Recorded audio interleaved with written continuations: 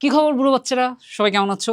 So তোমাদের second যে exam সেটা কিন্তু অলরেডি হয়ে গেছে। আশা করি সবাই ভালো এক্সাম দিছো। সো এরপর আমরা এই ক্লাসে কি করব, সেই এক্সামের যে কোয়েশ্চেনগুলো সেগুলো সলভ করব। আশা করি তোমরা সবাই 25-এ 25 পেয়ে গেছো, বাট স্টিল কারোর যদি কোনো কোয়েশ্চেন নিয়ে কোনো কনফিউশন থাকে, সেই কনফিউশন আজকে কি হয়ে যাবে, একদম পানির মতো ক্লিয়ার হয়ে যাবে। সো তাহলে দেরি না করে শুরু করে দেই। সো আমরা যেই দুটা চ্যাপ্টার নিয়ে আজকে এক্সামটা আমাদের ছিল, সেটা হচ্ছে একটা হচ্ছে বল, তোমাদের চ্যাপ্টার 3, আরটা হচ্ছে কাজ ক্ষমতার শক্তি, যেটা হচ্ছে তোমাদের চ্যাপ্টার 4। সো আমরা এই দুটা চ্যাপ্টারের যে এক্সামটা নিয়েছি সেটারই আজকে হচ্ছে আমাদের কি বলো, সলভ ক্লাস। সো তোমরা সবাই একটু মাথায় রেখো, আমাদের যে ওয়েবসাইটটা আছে, ওয়েবসাইটে তোমরা যদি রেগুলার আমাদের ক্লাসগুলো দেখো, তাই না, আমাদের যে ওয়ান শট যে রেকর্ডিং ক্লাসগুলো আছে ওগুলো যদি দেখো আমাদের ওয়েবসাইট থেকে, দেন তোমরা যদি এক্সামগুলো দাও, তাহলে কিন্তু তোমাদের জন্য একটা ল্যাপটপ জেতার সুযোগ থাকতেছে, যার পয়েন্টস সবচেয়ে বেশি হবে। এই তোমাদের মধ্যে এই হাড্ডাহাড্ডি কম্পিটিশন শেষে যার পয়েন্টস সবচেয়ে বেশি হবে, তার জন্য কিন্তু থাকতেছে একটা আকর্ষণীয় ল্যাপটপ। সো সবাই রেগুলার এক্সামগুলো দিবা এবং সবচেয়ে বেশি পয়েন্ট কালেক্ট করবা, এটাই আমাদের চাওয়া। সো আমরা পড়াশোনায় চলে যাই। সো চ্যাপ্টার কিন্তু কয়টা বলো? চ্যাপ্টার হচ্ছে একটা হচ্ছে অধ্যায় 3, যেটা হচ্ছে বল, আর একটা হচ্ছে অধ্যায় 4, কাজ ক্ষমতা ও শক্তি। প্রথম যে কোয়েশ্চেনটা তোমাদের ছিল সেটা হচ্ছে 1500 কেজি ভরের, কত ভরের? 1500 কেজি। তাহলে এম হচ্ছে কত বলো? এম হচ্ছে 1500 কেজি। এম হচ্ছে 1500 কেজি। 1500 কেজি ভরের একটি গাড়ি 72 কিলোমিটার পার আওয়ার বেগে, কত বেগে? 72 কিলোমিটার পার আওয়ার বেগে। তো এটা যদি গাড়ির কি হয়, বেগ হয়, তাহলে এটা থেকে আমরা কিসে যাব বলো? কিলোমিটার পার আওয়ারে দেওয়া আছে, ওটাকে আমরা মিটার পার সেকেন্ডে কনভার্ট করব। সো কনভার্ট করার জন্য আমরা কি বলছি, ইজিলি কনভার্ট করার জন্য আমরা এটাকে জাস্ট সিম্পলি কত দিয়ে ডিভাইড করব, 72 ডিভাইডেড বাই 3.6, তাহলে আমরা মিটার পার সেকেন্ডে পেয়ে যাব। তাহলে 72 বাই 3.6 কত হয়? 72 বাই 36 হলে 2 হইতো, যেহেতু 3.6 তাহলে কি হবে 20, তাহলে এটা হবে 20 মিটার পার সেকেন্ড। তাহলে 1500 কেজি ভরের একটি গাড়ি 72 কিলোমিটার পার আওয়ার বেগে গতিশীল হলে এর ভরবেগ কত হবে? আমার ভরবেগটা জানতে চাইছে, তাই না? আমার কি জানতে চাইছে? ভরবেগ। তাহলে আমরা ভরবেগ যদি বের করতে চাই, আমরা জানি কি ভরবেগ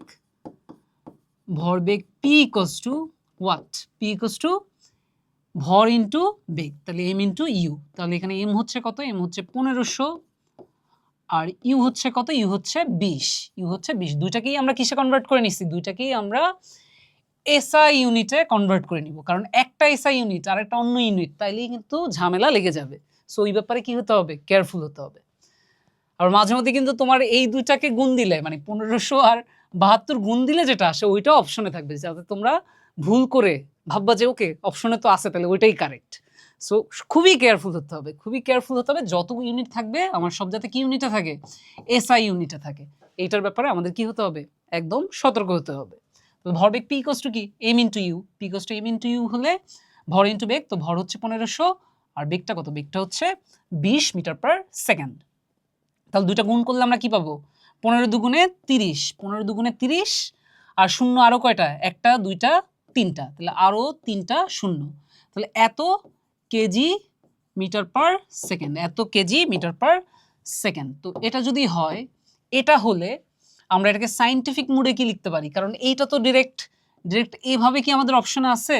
কোনোটাও কি অপশনে এইভাবে আছে? নাই। বাট আমরা এটাকে যদি সায়েন্টিফিক মোডে কনভার্ট করি, সায়েন্টিফিক মোডে কনভার্ট করলে এটা কয়টা? দেখো কয়টা শূন্য, 1 2 3 4। তাহলে এটাকে আমরা লিখতে পারি কি 3 into 10⁴ kg metre per second. তাহলে এটাই হচ্ছে আমাদের অ্যান্সার। তাহলে ভরবেগটা কত হবে? 3 into 10⁴, 3 into 10⁴ kg metre per second. তাহলে এটা হচ্ছে আমাদের কারেক্ট অ্যান্সার। সো এটা ইজি ছিল, সবারই পারা উচিত এবং আশা করি সবাই পারছো। পরেরটাতে চলে যাই। আমাদের যে MCQ 2 সেটা আমাদেরকে বলছে ঢালু তলের সাথে একটি বস্তুকে কত কোণে ছেড়ে দিলে গতি ঘর্ষণ সহগের মান বৃদ্ধি পায়। ঠিক আছে, একটু থিওরিটিক্যাল আলোচনাটা করে নেই, যদিও তোমাদের লাইভ যে ক্লাসটা হয়েছে সেখানেও এই সেম প্রবলেম নিয়ে কথা হয়েছে। সো আবারও একবার বলে দিচ্ছি। সো আমাদের কি বলছে? ঢালু তলের সাথে। বেসিক্যালি ব্যাপারটা যেটা, সেটা হচ্ছে মনে করো এখানে আমার একটা ইনক্লাইন্ড প্লেন বা একটা ঢালু তল আছে। কি আছে? একটা ঢালু তল আছে। আর এই অ্যাঙ্গেলটা মনে করো, অ্যাঙ্গেলটা কত? অ্যাঙ্গেলটা 30 ডিগ্রি। এরপর আমার তলটা যদি আরো বেশি ঢালু হয়, আমার তলটা যদি কি হয়? আরো বেশি ঢালু হয়, ঢালু হলো এবং এটার অ্যাঙ্গেলটা হচ্ছে 45 ডিগ্রি ভূমি থেকে। আবার এটা এর চেয়েও বেশি, আরো বেশি একটু খাড়া হতে পারে। তাহলে এটা কত হবে? এই অ্যাঙ্গেলটা কত হবে? এই অ্যাঙ্গেলটা হবে 60 ডিগ্রি।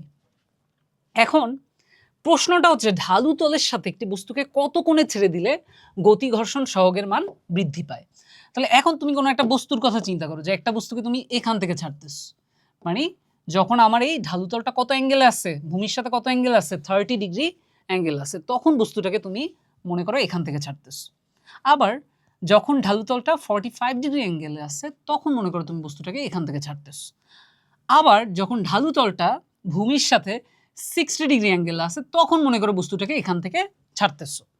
তো তোমার কাছে কি মনে হয় কোন ক্ষেত্রে এই যে বস্তুটা সবচেয়ে বেশি গতিপ্রাপ্ত হবে? তোমার কমন সেন্স কি বলে যে এই তিনটা কেসের মধ্যে কোন ক্ষেত্রে বস্তুটা সর্বোচ্চ গতিপ্রাপ্ত হবে? কোন ক্ষেত্রে বলো? কমন সেন্স এই ক্ষেত্রে, তাই না? যত বেশি এটা খাড়া হবে তত তাহলে এটা কি বেশি স্পিড নিয়ে পড়ার ট্রাই করবে, তাই কি না? এটা যদি বেশি স্পিড নিয়ে পড়ার ট্রাই করে, তাহলে আমরা জানি কি না যে ঘর্ষণ আসলে কাকে অপোজ করে? ঘর্ষণ সবসময় কাকে অপোজ করে বলো? ঘর্ষণ সবসময় কাকে অপোজ করে বলো? গতিকে বাধা দেয়। ঘর্ষণ সবসময় কি হয়? গতিকে বাধা দেয়। গতিকে বাধা দেয়। তাহলে গতি ঘর্ষণ সহগের মান কখন বৃদ্ধি পায় সেটা জানতে চাচ্ছে। প্রশ্নে জানতে চাচ্ছে কি গতি ঘর্ষণ সহগের মান কখন বৃদ্ধি পায়? এই অ্যাঙ্গেলগুলোর মধ্যে 30 ডিগ্রি, 40 ডিগ্রি, 50 ডিগ্রি আর হচ্ছে কত 60 ডিগ্রি। এই অ্যাঙ্গেলগুলোর মধ্যে কোন কেসে গতি ঘর্ষণ সহগের মান সবচেয়ে বেশি বৃদ্ধি পায়? এখন আমরা এই যে অ্যাঙ্গেলগুলো এখানের মতো সেম অ্যাঙ্গেল না দিলেও মোটামুটি বুঝে তো গেছো, মানে 30, 45, 60 এই অ্যাঙ্গেলগুলোর মধ্যে কোন ক্ষেত্রে বেশি গতিপ্রাপ্ত হবে? এই ক্ষেত্রে বস্তুটা বেশি গতিপ্রাপ্ত হবে। এই ক্ষেত্রে যদি গতি বেশি প্রাপ্ত হয়, গতি যত বাড়তেছে সাথে আমার গতি ঘর্ষণ সহগের মানও কি হবে? তত বাড়তে থাকবে। তাহলে এই কেসে যেহেতু গতি সবচেয়ে বেশি হবে, তাহলে আমার এদিকে অপোজ করবে, কারণ যত বেশি গতি উল্টো দিকে ঘর্ষণটাও কি তত বাড়তে থাকবে। উল্টো দিকে ঘর্ষণটাও কি তত বাড়তে থাকবে। তাহলে আমরা ও যেহেতু সবচেয়ে বেশি গতিপ্রাপ্ত হবে এই ক্ষেত্রে, তাহলে যেহেতু এই ক্ষেত্রে ও চলমান, তাহলে ঘর্ষণটা কি হবে? স্থিতি ঘর্ষণ না গতি ঘর্ষণ? গতীয় ঘর্ষণ। আর গতীয় ঘর্ষণের সাথে রিলেটেড যে সহগ সেটা হচ্ছে কি সহগ বলো? সেটা হচ্ছে গতি ঘর্ষণ সহগ বা গতি ঘর্ষণ গুণাঙ্ক। বুঝছি কিনা? বুঝতে পারছি এটা? তাহলে ঢালু তলের সাথে একটি বস্তুকে কত কোণে ছেড়ে দিলে গতি ঘর্ষণ সহগের মান বৃদ্ধি পায়? সেটা তাহলে অ্যান্সারটা কি হবে? অ্যান্সারটা হবে 60 ডিগ্রি। অ্যান্সারটা কি হবে? অ্যান্সারটা হবে 60 ডিগ্রি, কারণ 60 ডিগ্রিতে এটা সবচেয়ে বেশি গতিপ্রাপ্ত হবে এবং সেই গতিকে অপোজ করার জন্য ঘর্ষণটাও সর্বোচ্চ হবে। আর যেহেতু ও চলমান, তার জন্য ওর ঘর্ষণটা কি আমরা কি নামে বলবো? গতি ঘর্ষণ। যেহেতু ঘর্ষণ সর্বোচ্চ হচ্ছে, তাহলে গতি ঘর্ষণ সহগটাও কি হবে? সর্বোচ্চ হবে। তাহলে আমার কারেক্ট অ্যান্সার কোনটা হবে বলো? কারেক্ট অ্যান্সার হবে 60 ডিগ্রি। কারণ এটা কিন্তু অনেকেই ভুল করবা, অনেকেই পরীক্ষার হলে এটা 30 ডিগ্রি দিবা। কেন 30 ডিগ্রি দিবা? তুমি ভাববা যে ওকে ঘর্ষণ মানে কি? গতিকে বাধা দেয়। তাহলে তোমার কাছে মনে হবে যে এই ক্ষেত্রে তো বেশ ভালো গতি নিয়ে পড়বে, তাই না? সবচেয়ে কম গতি নিয়ে পড়বে এটাতে, তাহলে এটাতেই মনে হয় গতি ঘর্ষণ সহগ সবচেয়ে বেশি। তো তুমি কিন্তু ভাববা যে ওইটা ভেবে কারেক্ট অ্যান্সার হচ্ছে 30 ডিগ্রি দিবা, কিন্তু কারেক্ট অ্যান্সার কিন্তু 30 ডিগ্রি না। কারেক্ট অ্যান্সার কোনটা হবে? 60 ডিগ্রি। বিকজ 60 ডিগ্রিতে গতিও সবচেয়ে বেশি এবং সেই গতিকে অপোজ করার জন্য ঘর্ষণ বল কি হবে? সবচেয়ে বেশি হবে। আর ঘর্ষণ বল সবচেয়ে বেশি হওয়া মানে কি? গতি ঘর্ষণ সহগের মানটাও বৃদ্ধি পাওয়া। তাহলে কারেক্ট অ্যান্সার কোনটা হবে? কারেক্ট অ্যান্সার হবে 60 ডিগ্রি। পরেরটায় চলে যাই আমরা। ক্ষমতার মাত্রা কোনটি, তাই না? ক্ষমতার মাত্রা কোনটি আমরা জানি কি? আমরা জানি পি ইকুয়ালস টু, আমরা জানি পি ক্ষমতা ইকুয়ালস টু কাজ বাই সময়, তাহলে ডব্লিউ বাই টি। তাহলে এটার মাত্রা বের করতে গেলে আমার কিসের মাত্রা লাগবে? কাজের মাত্রা লাগবে। কাজ আবার কি? বল ইন্টু সরণ। কাজ হচ্ছে বল ইন্টু সরণ, নিচে আবার কি? তাহলে সময় তো থাকছেই। তাহলে এবার বলো বল মানে কি? বল মানে হচ্ছে ভর ইন্টু ত্বরণ। তাহলে এম এ এস মানে এফ এর জায়গায় আমি এম এ বসালাম, আমি কিসের জায়গায় কি বসালাম, আমি এফ এর জায়গায় এম এ বসালাম, আর এস তো আগে থেকেই ছিল। আর নিচে কি হবে, নিচে হবে টি, তাহলে M A S by T. তাহলে আমরা আমাদের ক্ষমতার যে মাত্রা সেটা তাহলে কি লিখতে পারি, ইকুয়ালস টু হবে উপরে ভর ত্বরণ আবার কি, ত্বরণের মাত্রা কি এল টি টু দি পাওয়ার -2, এটা তোমাদের আর শিখে দরকার পড়বে না, এতদিনে জানো।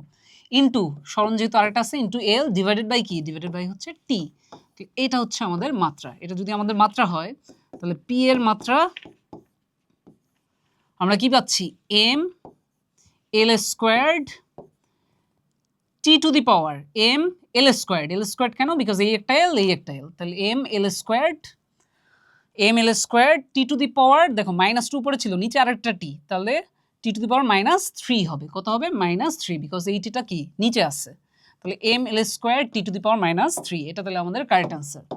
কারেক্ট আনসার কোনটা, M L square T to the power -3। তাহলে ক্ষমতার মাত্রা কোনটি, সি হচ্ছে কারেক্ট আনসার। পারবো সবাই, তাই না, ইজি ছিল। পরেরটায় চলে যাই। শক্তির সবচেয়ে সাধারণ রূপ কোনটি? অপশনে কি আছে, অপশনে আছে তাপ শক্তি, সৌরশক্তি, পদার্থের পরিমাণ, এটা তো আর শক্তি না, এটা তো আগেই বাদ, আর হচ্ছে কি যান্ত্রিক শক্তি। এখন দেখো শক্তির সবচেয়ে সাধারণ রূপ কোনটি, প্রশ্নটা কি, প্রশ্নটা হচ্ছে শক্তির সবচেয়ে সাধারণ রূপ কোনটি।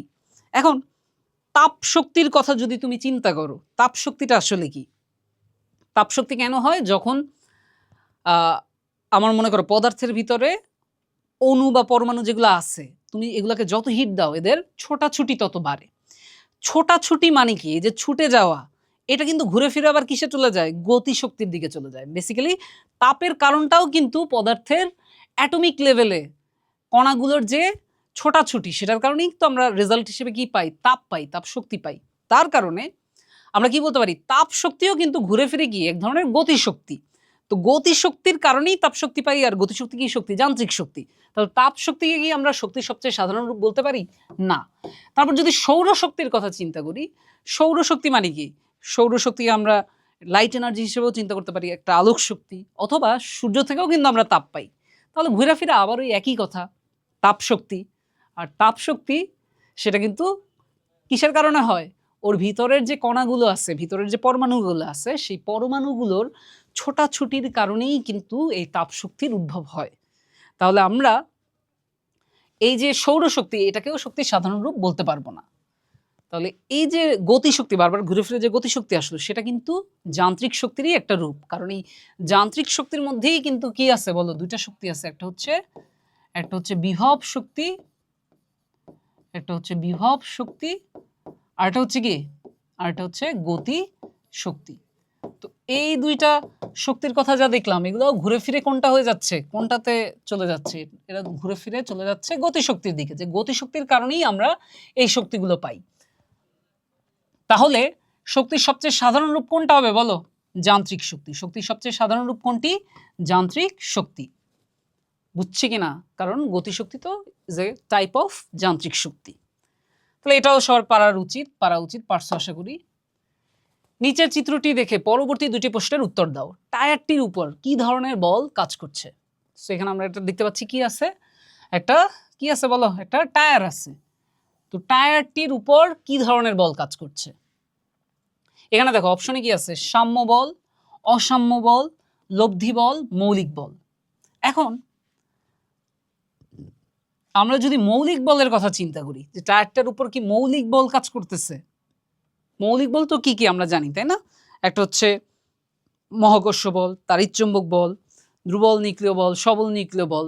সেখানে আমি মহাকর্ষ তো সব জিনিসেই কাজ করে, মহাকর্ষ তো এটার উপর কাজ করতেছে, সেটা সমস্যা নাই। কিন্তু টায়ারটির উপর কি ধরনের বল কাজ করছে, সেক্ষেত্রে কিন্তু আমার দেখতে হবে এই অপশনগুলোর মধ্যে কোনটা সবচেয়ে বেশি অ্যাপ্রোপ্রিয়েট, তাই না? মৌলিক বলের মধ্যে হ্যাঁ মহাকর্ষ তোর উপর কাজ করতেছে, বাট তারপরে আমি মৌলিক বল দাগাবো না। কেন দাগাবো না? বিকজ তার চেয়েও ভালো অপশন আছে। তো এটার উপর কি অসাম্য বল কাজ করছে, এটা কি আমরা বলতে পারি? অসাম্য বল মানে কি, যখন যখন মনে করো কোনো একটা বস্তু আছে, এখানে মনে করো কোনো একটা বস্তু আছে, এখানে কোনো একটা বস্তু আছে, তাহলে এই বস্তুটাকে তুমি মনে করো এদিকে একটা ফোর্স দিচ্ছ 10 নিউটন, তুমি দিচ্ছ 10 নিউটন ফোর্স, এটা মনে করো তুমি ঠেলতেছো কত ফোর্স দিয়ে, 10 নিউটন ফোর্স দিয়ে। আর উল্টো দিক দিয়ে তোমার বন্ধু ঠেলতেছে, এটাকে মনে করো কত নিউটন, 5 নিউটন ফোর্স দিয়ে, এই মনে করো তোমার বন্ধু।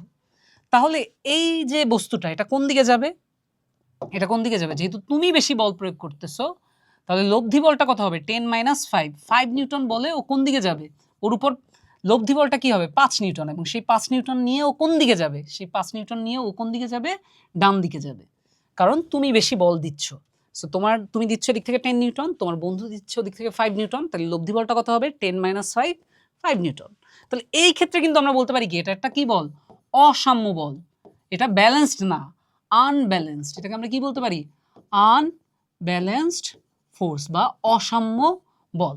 বাট এই কেসে কি সেটা হচ্ছে, এই কেসে তো টায়ারটা ঝুলিয়ে আছে, তাই না, টায়ারটা একটা রশির সাথে ঝুলিয়ে আছে, টায়ারটা না এদিকে যাচ্ছে না লাফ দিয়ে ওদিকে যাচ্ছে, তার মানে এক্ষেত্রে বলটা অসাম্য না, বলটা কি সাম্য, ব্যালেন্সড, দুই দিকের, মানে এদিকের যে টায়ারের যে ওজনটা এমজি যেটা নিচে কাজ করতেছে, আর উপর দিকে যে রশির টান যেটা হচ্ছে টি উপর দিকে কাজ করতেছে, এইটা কিন্তু এখানে কি অবস্থায় আছে, ব্যালেন্সড অবস্থায় আছে। কি অবস্থায় আছে, ব্যালেন্সড অবস্থায় আছে। তাহলে এটা অসাম্য বল না, এটা কি বল, এটা সাম্য বল। অনেকে চিন্তা করতে পারো ওকে এটা কি লব্ধি বলও তো হবে মনে হয়, হ্যাঁ সব বলই তো ঘুরে ফিরে লব্ধি বল, বাট এটার বেলায় কিন্তু লব্ধি বলটা কি হয়, যেহেতু টি আর এমজি দুইটা সমান, লব্ধি বল যদি আমি চিন্তা করি টি মাইনাস এমজি সেটা কি 0, তাহলে এই ক্ষেত্রে আমার লব্ধি বল বা সামেশন অফ এফটা কি, লব্ধি বলটা কি 0, তাহলে লব্ধি বলের ভ্যালু যেহেতু 0, তাহলে আমরা লব্ধি বল অপশনটাকেও নিব না।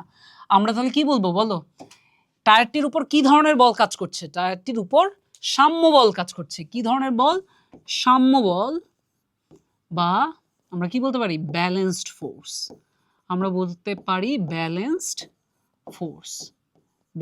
ফোর্স কাজ করছে। বোঝা গেছে কাহিনী, পরেরটায় চলে যাই। একই উদ্দীপক থেকে, তাই না, একই উদ্দীপক থেকে ওই আগের কোয়েশ্চেনটাও ছিল, আবার এই কোয়েশ্চেনটাও, যদি রশি কাটা হয় তবে টায়ারটি লাভ করবে, 1 নম্বরে বলতেছে ক্রিয়া প্রতিক্রিয়া, দেখা যাক যে ক্রিয়া প্রতিক্রিয়া লাভ করবে কিনা। দেখো যদি রশি কাটা যায় তাহলে আমার টায়ার কি এখানে থাকবে, টায়ার আস্তে আস্তে নিচে পড়বে, মনে করো এটা হচ্ছে গ্রাউন্ড, সো নিচে পড়তে থাকবে। এই যে যখন নিচে পড়তেছে তখন বলো কেন নিচে পড়তেছে, কিসের কারণে নিচে পড়তেছে, ডিউ টু গ্র্যাভিটি, তাই না, ডিউ টু গ্র্যাভিটি মানে আমাদের যে আর্থ, আমাদের যে পৃথিবী, সেই পৃথিবী টায়ারটাকে একটা ফোর্স দিয়ে কি করতেছে, নিজের দিকে টানতেছে। এখন বলতে পারো যে ওকে এটা তো ক্রিয়া, এটাকে যদি আমি কি হিসেবে চিন্তা করি, এটাকে যদি আমি ক্রিয়া বল হিসেবে চিন্তা করি, তাহলে এটার কি কোনো প্রতিক্রিয়া নাই, সেটা কি হতে পারে ফিজিক্সে, যেখানেই ক্রিয়া থাকবে সেখানেই কি থাকবে, প্রতিক্রিয়া থাকবে। তাহলে যখন মহাকর্ষ বলের প্রভাবে আমাদের টায়ারটা নিচে পড়ে যাচ্ছে, তখন কিন্তু একই সাথে আমাদের টায়ারটাও কিন্তু বসে নাই, আমাদের টায়ার কি সেও কিন্তু বসে নাই, সে কি করতেছে, সেও কিন্তু পৃথিবীকে কোন দিকে টানতেছে, উপরের দিকে টানতেছে F2 বলে। তাহলে এইটা কিন্তু কি হবে, এটা হবে প্রতিক্রিয়া, তাহলে এখানে ম্যাথমেটিক্যালি আমরা কি লিখতে পারি বলো, ম্যাথমেটিক্যালি আমরা লিখতে পারি F1 = আমি যদি ভেক্টর সাইন সহ দেখাই, যেহেতু দুইটার মান সমান বাট দিকটা বিপরীত, এর জন্য আগে একটা কি দিব, মাইনাস দিব। তাহলে এখানে কিন্তু ক্রিয়া প্রতিক্রিয়া জোর কিন্তু কাজ করতেছে। আমার রশিটা যখন কাটা পড়তেছে তখন কিন্তু টায়ারটা ক্রিয়া প্রতিক্রিয়া লাভ করতেছে, পৃথিবীও যেমন টায়ারটাকে নিচের দিকে টানতেছে, টায়ারটাও পৃথিবীকে উপরের দিকে টানতেছে।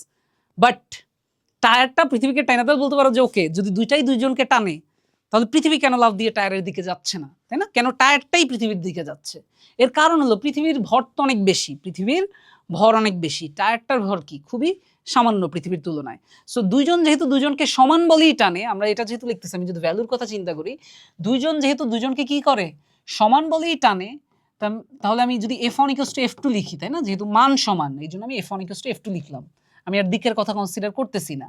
তাহলে F1টা কি, F1টা হচ্ছে পৃথিবীর টায়ারকে যে বলে টানতেছে, তাহলে সেটার কারণে ত্বরণ লাভ করবে কে, টায়ারটা। তাহলে তার টায়ারটা যেহেতু ছোট মানুষ, সো ওটাকে আমি ছোট হাতের A1 এভাবে লিখি।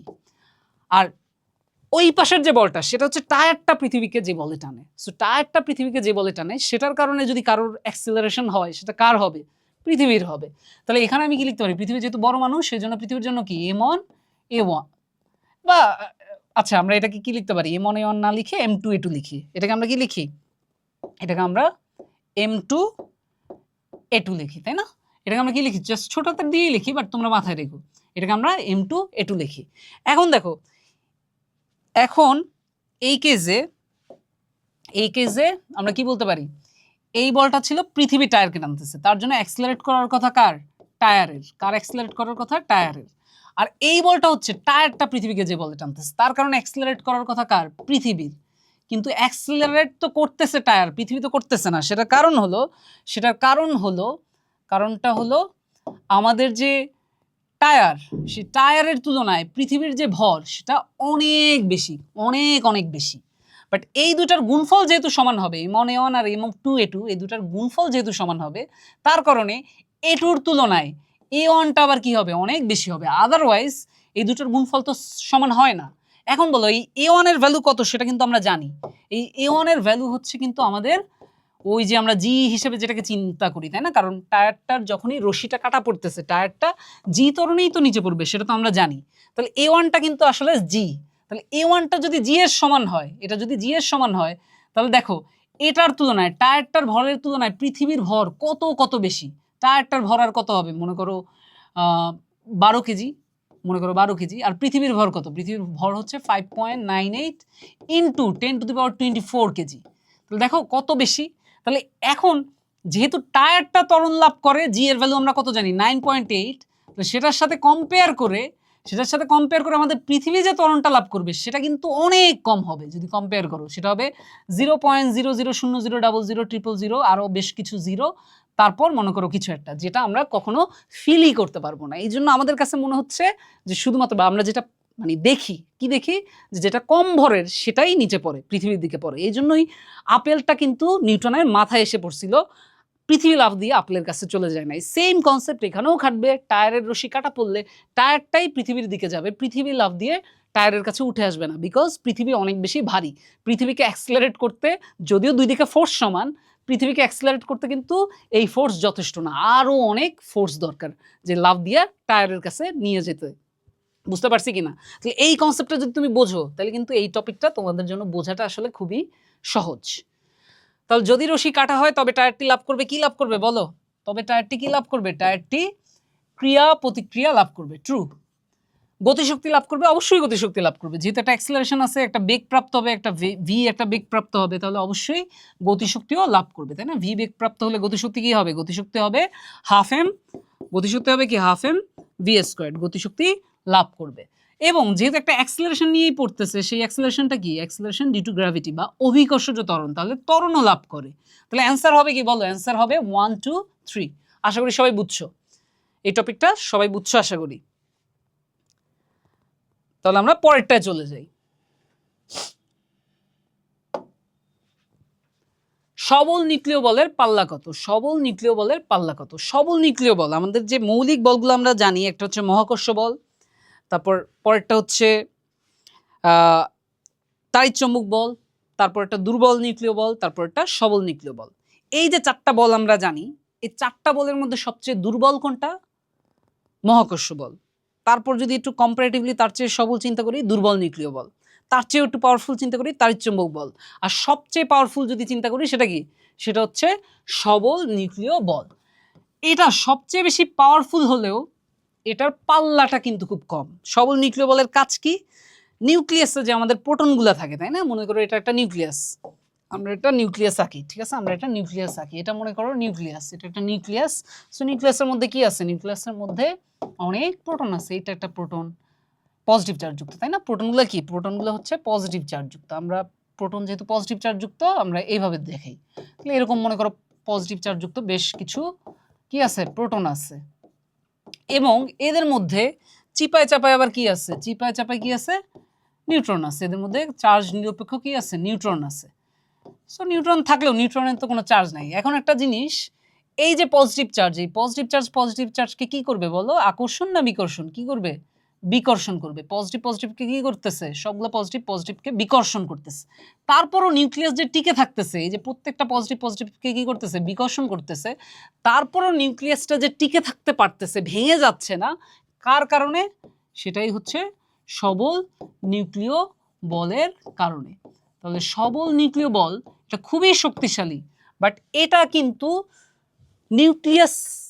নিউক্লিয়াসের সাইজ যতটুক তার মধ্যেই কাজ করে, ঠিক আছে? এই হচ্ছে নিউক্লিয়াসের সাইজ যতটুক তার মধ্যেই কাজ করে, তার বাইরে কিন্তু এর কোনো প্রভাব নাই। তো তোমরা অলরেডি জানো যে একটা অ্যাটম বা একটা পরমাণুর সাইজ হয় খুবই সামান্য, এতটাই সামান্য, সো সেই পরমাণুর মধ্যেও নিউক্লিয়াস হয় আরও সামান্য।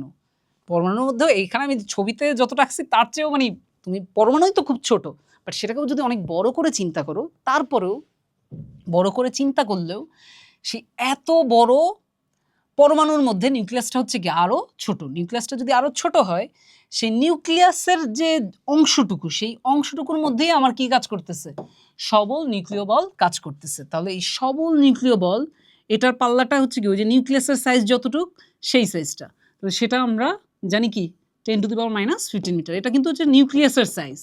একটা নিউক্লিয়াসের যদি চিন্তা করিস, নিউক্লিয়াসের যে এই যে দূরত্বটা, সেই দূরত্বটা হচ্ছে কি 10⁻⁻15 মিটার। আর ওই দূরত্বটুকুর মধ্যেই আমার সবল নিউক্লিয় বল কাজ করে। তাহলে সবল নিউক্লিয় বলের পাল্লা কি হবে, 10⁻⁻15 মিটার। বুঝছি কি না? পরেরটায় চলে যাই। 100 কেজি ভরের একটি বস্তুকে 15 সেকেন্ডে 20 মিটার উপরে উঠানো হলে পরিমাণ হবে, মানে কয়েকটা জিনিস বলছে যে কাজের পরিমাণ এই হবে, বল এই হবে, ক্ষমতা এই হবে। দেখা যাক যে কোনটা কোনটা ঠিক।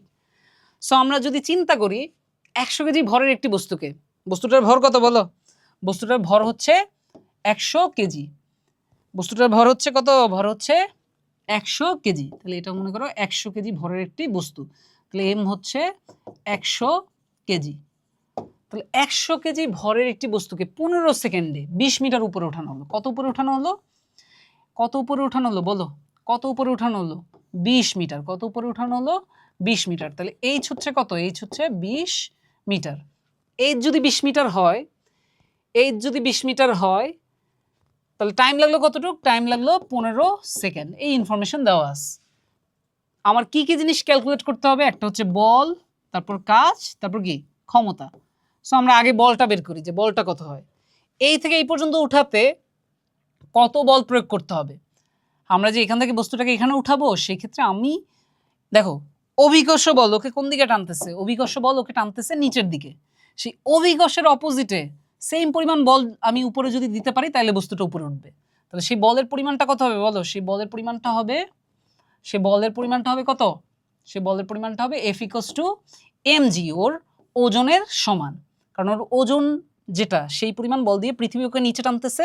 সো আমাকে যদি ওকে উপরে উঠাতে হয়, সেই পরিমাণ বলের সমান বল দিয়ে ওকে উপরে তুলতে হবে। তাহলে F = কি হবে? m × g। m হচ্ছে 100 আর g কত? 9 পয়েন্ট। g হচ্ছে কত?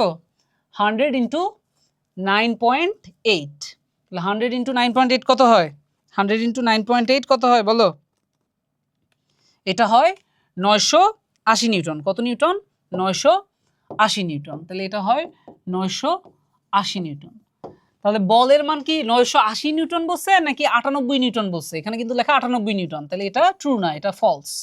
এরপর দেখা যাক যে কাজের পরিমাণটা কত হয়। কাজের পরিমাণটা কত হয়? সেটা কি 19,600 জুল কাজ হয় কিনা? এখন তো কাজ যদি আমরা হিসাব করতে চাই, আমরা তাহলে আমরা কোন ফর্মুলা ইউজ করব? W = Fs। W = Fs। তাহলে এখানে F এর ভ্যালু কত? কত বল দিয়ে উঠাচ্ছি? 980 নিউটন। আর কত সরণ হচ্ছে সেই ক্ষেত্রে? সরণটা কত? S মানে H আর কি। কত সরণ হচ্ছে? 20 মিটার। তাহলে এটা ইনটু 20। তাহলে এটা হচ্ছে আমার কাজের পরিমাণ। তাহলে সেটা কত হয়? 980 × 20। তাহলে এটা হয় 19,600। এটা কত হয়? 19,600 জুল। 19,600 জুল। তাহলে এটা কিন্তু ট্রু। কাজ যেটা বলছে সেটা কিন্তু ট্রু। এরপর আসি ক্ষমতাটা কত। সো ক্ষমতাটা যদি আমরা ফাইন্ড আউট করতে চাই, এই থেকে এই পর্যন্ত উঠাতে যে কাজটা করলো, সেই কাজটা করতে সময় লাগতেছে কত? সময় লাগতেছে 15 সেকেন্ড। সো বেসিক্যালি ক্ষমতা পি পাইতে হলে আমরা জাস্ট কি করব? W/T। তো P = যদি W/T হয়, W হচ্ছে 19,600 জুল। আর নিচে কি হবে? কত সেকেন্ড টাইম লাগছে? 15 সেকেন্ড। তাহলে এটাকে যদি 15 দিয়ে ডিভাইড করি, তাহলেই কিন্তু আমি কি পেয়ে যাব? ক্ষমতার পরিমাণ পেয়ে যাব। তাহলে সেটা কত হয়? সেটা হয় 1306.666 বা 67 ওয়াট। তো অপশনে কি আছে? অপশনে কিলোওয়াটে আছে। তো কিলোওয়াটে যদি হয়, তাহলে আমরা এটাকে কি চিন্তা করতে পারি? এটাকে কত দিয়ে ডিভাইড করব? কিলোওয়াটে নিতে হলে এটাকে 1000 দিয়ে ডিভাইড করব। সো এটাকে যদি 1000 দিয়ে ডিভাইড করি, 1306/1000 মানে কি?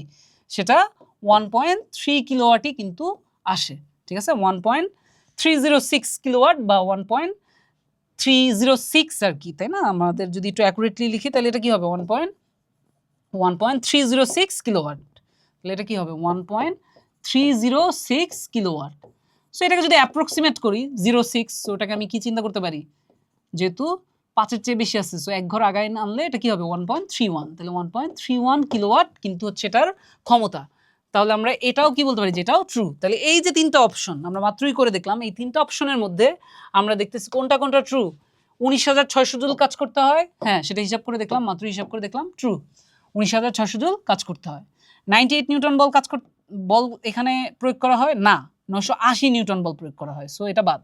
আর ক্ষমতাটা কত, 1.31 কিলোওয়াট ক্ষমতা, এটাও ট্রু। তাহলে কারেক্ট অ্যান্সার কি হবে 1 and 3, তাহলে কারেক্ট অ্যান্সার হচ্ছে 1 and 3। সো এটা তোমরা পারছো আশা করি। সো পরেরটায় চলে যাই।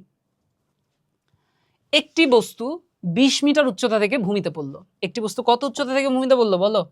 একটি বস্তু 20 মিটার উচ্চতা থেকে ভূমিতে পড়লো। তাহলে এটা মনে করো একটা বস্তু, তো এটা এই উচ্চতা থেকে ভূমিতে পড়লো, তাহলে এটা উচ্চতাটা কত, উচ্চতাটা হচ্ছে 20 মিটার। একটা বস্তু 20 মিটার উচ্চতা থেকে ভূমিতে পড়লো। পড়ন্ত অবস্থায় ভূমি হতে 5 মিটার উঁচুতে বিভব শক্তি গতিশক্তির অনুপাত। পড়ন্ত অবস্থায় ভূমি হতে কত উঁচুতে, ভূমি হতে কত উঁচুতে, 5 মিটার উঁচুতে, ভূমি হতে 5 মিটার উঁচুতে, কত উঁচুতে, ভূমি হতে এক্স, লেসে এক্স ধরলাম ওটাকে, 5 মিটার উঁচুতে আমার বিভব শক্তি ও গতিশক্তির অনুপাত বের করতে বসছে। তাহলে লেসে যেহেতু বস্তুর ভরের ব্যাপারে কোনো ইনফরমেশন নেই, আমরা ধরে নিই ভর হচ্ছে এম, আর অভিকর্ষ ত্বরণ যেটা কাজ করতে সেটা হচ্ছে জি। তাহলে 5 মিটার উঁচুতে এই অবস্থানে ওর কি কি আমরা বের করব, আগে বিভব শক্তি বের করব, পরে গতিশক্তি বের করব, তারপর আমরা এটা থেকে বিভব শক্তি আর গতিশক্তির অনুপাত পেয়ে যাব। তাহলে বিভব শক্তি ইপি কত হবে এই বস্তুটার জন্য, বিভব শক্তি ইপি ইকুয়াল টু কত হবে, বিভব শক্তি ইপি ইকুয়াল টু হবে এম জি এইচ। তাহলে এম জি আর এইচ এর জায়গায় কি হবে বলো, যেহেতু ভূমি থেকে 5 মিটার উঁচুতে, তাহলে সেটার জায়গায় কি হবে এক্স বা হুইচ ইজ 5 মিটার। তাহলে এমজি ইন্টু 5, আমরা কি বলতে পারি 5 এমজি। এরপর দেখা যাক যে গতিশক্তিটা কত হবে, এরপর দেখা যাক যে গতিশক্তিটা কত হবে। সো গতিশক্তিটা যদি আমি বের করতে চাই, আমরা জানি EK equal to half M V squared, EK equal to কি half M V squared. So half M আর ভি স্কোয়ার্ডের জায়গায় আমরা কি চিন্তা করতে পারি, ইউ স্কোয়ার্ড প্লাস 2g, এই যে দূরত্বটা, তাই না, কারণ বিভব শক্তির বেলায় আমরা দূরত্ব কাউন্ট করব নিচ থেকে, আর গতিশক্তির বেলায় দূরত্ব কাউন্ট করব উপর থেকে। তাহলে এখানে হাফ এম ভি স্কোয়ার্ডের জায়গায় ইউ স্কোয়ার্ড প্লাস 2g, এই দূরত্বটা, ইউ কত, ইউ হচ্ছে 0, ইউ যদি 0 হয়, ইউ যদি 0 হয়, আর এই দূরত্বটা কত, এই দূরত্বটা হচ্ছে কত, এই দূরত্বটা হচ্ছে কিন্তু কত বলো, এই পুরাটা ছিল 20, এটুক 5 হলে এই দূরত্বটা কত, এই দূরত্বটা হচ্ছে 15 মিটার। এই দূরত্বটা যদি 15 মিটার হয়, তাহলে আমরা ভি স্কোয়ার্ডের জায়গায় ফর্মুলা বসাবো you squared plus 2g into 15। তাহলে ইউ স্কোয়ার্ড যেহেতু 0, এটা লিখলাম না, 2g ইন্টু কত, ইন্টু হচ্ছে 15, ইন্টু হচ্ছে 15। তাহলে এই 2 কাটাকাটি, তাহলে কি থাকে 15 mg, আমরা কি লিখতে পারি 15 mg। এখন আমরা যেহেতু ইপির ভ্যালু পেলাম কত, ইপির ভ্যালু পেলাম 5 mg, আর ইকের ভ্যালু কত পেলাম, ইকের ভ্যালু পেলাম 15 mg। এই দুটা ভ্যালু যেহেতু পেয়ে গেছে, আমি রেশিও বের করতে পারবো। যেহেতু আমি বিভব শক্তি কত পেলাম 5 mg আর গতিশক্তি পেলাম 15 mg, তাহলে আমরা এই দুটার অনুপাত বের করতে পারবো কি পারবো না, অবশ্যই পারবো। আমাদের কি লাগবে, EP is to EK, which is ইপির ভ্যালু যেটা হচ্ছে 5 mg ডিভাইডেড বাই ইকের ভ্যালু সেটা কত, সেটা হচ্ছে 15 mg। তাহলে আমার কি কি কাটাকাটি হয়ে যাবে, সবই কাটাকাটি হয়ে যাবে, কি থাকবে সেটাই হচ্ছে দেখার বিষয়। তাহলে mg mg কাটাকাটি, 5 15 কাটাকাটি কি হয় 3। তাহলে আমরা কি বলতে পারি, ইপি ইজ টু ইকে কি হবে, ইপি ইজ টু ইকে হবে আমাদের কত, কত হয়, সেটা হয় 1:3, উপরে 1 নিচে 3। তাহলে এটার কারেক্ট অ্যান্সার হবে কি, কারেক্ট অ্যান্সার হবে 1:3, কারেক্ট অ্যান্সার হবে 1:3। তাহলে বিভব শক্তি গতিশক্তির অনুপাত কত হবে 1:3, বুঝলাম কি না, সামনে আগাই। তো এটা আমরা মাত্র করলাম, এটা আমরা কোনটা করলাম, এমসিকিউ 9 করলাম, তাই তো। এরপর আমরা 10-এ চলে যাব। একটি ম্যাচ বাক্সের কাঠি দিয়ে বাক্সে 3 নিউটন বলে ঘষা হলো। তাহলে আমরা একটা ম্যাচ বক্স আঁকি, মনে করো একটা ম্যাচ বক্স আঁকতেছি আমরা, এটা মনে করো একটা ম্যাচ বক্স, এটা মনে করো একটা ম্যাচ বক্স, কোনো একটা কাঠি দিয়ে, ঠিক আছে, আমরা কোনো একটা কাঠি দিয়ে আমরা কাঠিটা আঁকি, কাঠিটা কি কালার দিয়ে আঁকা যায়, এই যে মনে করো কোনো একটা কাঠি দিয়ে, এটা মনে করো একটা কাঠি, এই যে কাঠির উপরে একটু বারুদের মতো লাগানো আছে যেটা থাকে আর কি। তো একটি ম্যাচ বাক্সের কাঠি দিয়ে বাক্সে 3 নিউটন বলে ঘষা হলো। কত বলে ঘষা হচ্ছে, কত বলে ঘষা হচ্ছে, কত বলে 3 নিউটন বলে। কত বলে ঘষা হচ্ছে? 3 নিউটন বলে। কাঠিটিকে 4 সেন্টিমিটার টানা হলে, এই যে এখান থেকে আমরা কি করি, ম্যাচ বাক্সে আমরা কিভাবে কাঠি দিয়ে ধরাই, এই যে এভাবে না। সো এটাকে টান দিয়ে মনে করো এখান থেকে আমরা কোথায় নিলাম কাঠিটাকে, এই যে এখান পর্যন্ত নিলাম। সো এই দূরত্বটা কত? এই দূরত্বটা হচ্ছে 4 সেন্টিমিটার। তাহলে আমার কত শক্তি ব্যয় হলো?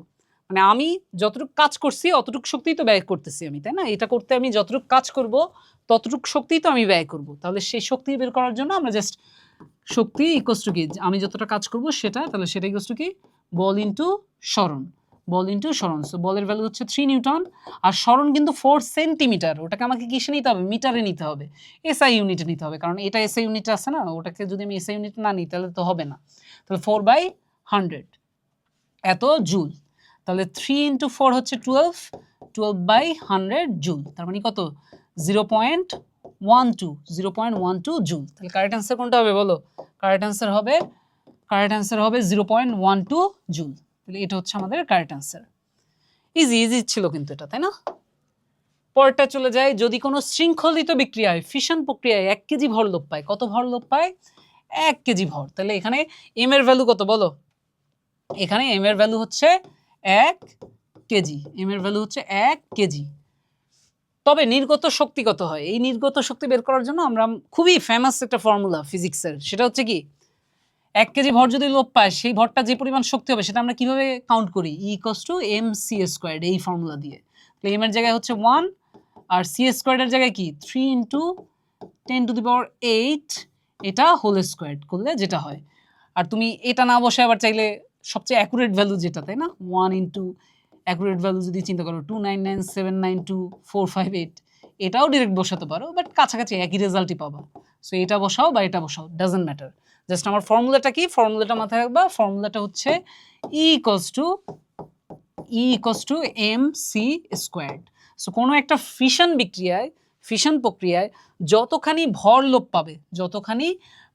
পাবে ততখানি ভর, যদি সেটাকে আমি c² দিয়ে মাল্টিপ্লাই করে দেই, সেটাকে আমরা কি হিসেবে পাবো? নির্গত শক্তি হিসেবে পাবো। নির্গত শক্তি হিসেবে পাবো। সো দেখা যাক অ্যান্সারটা কত আসে।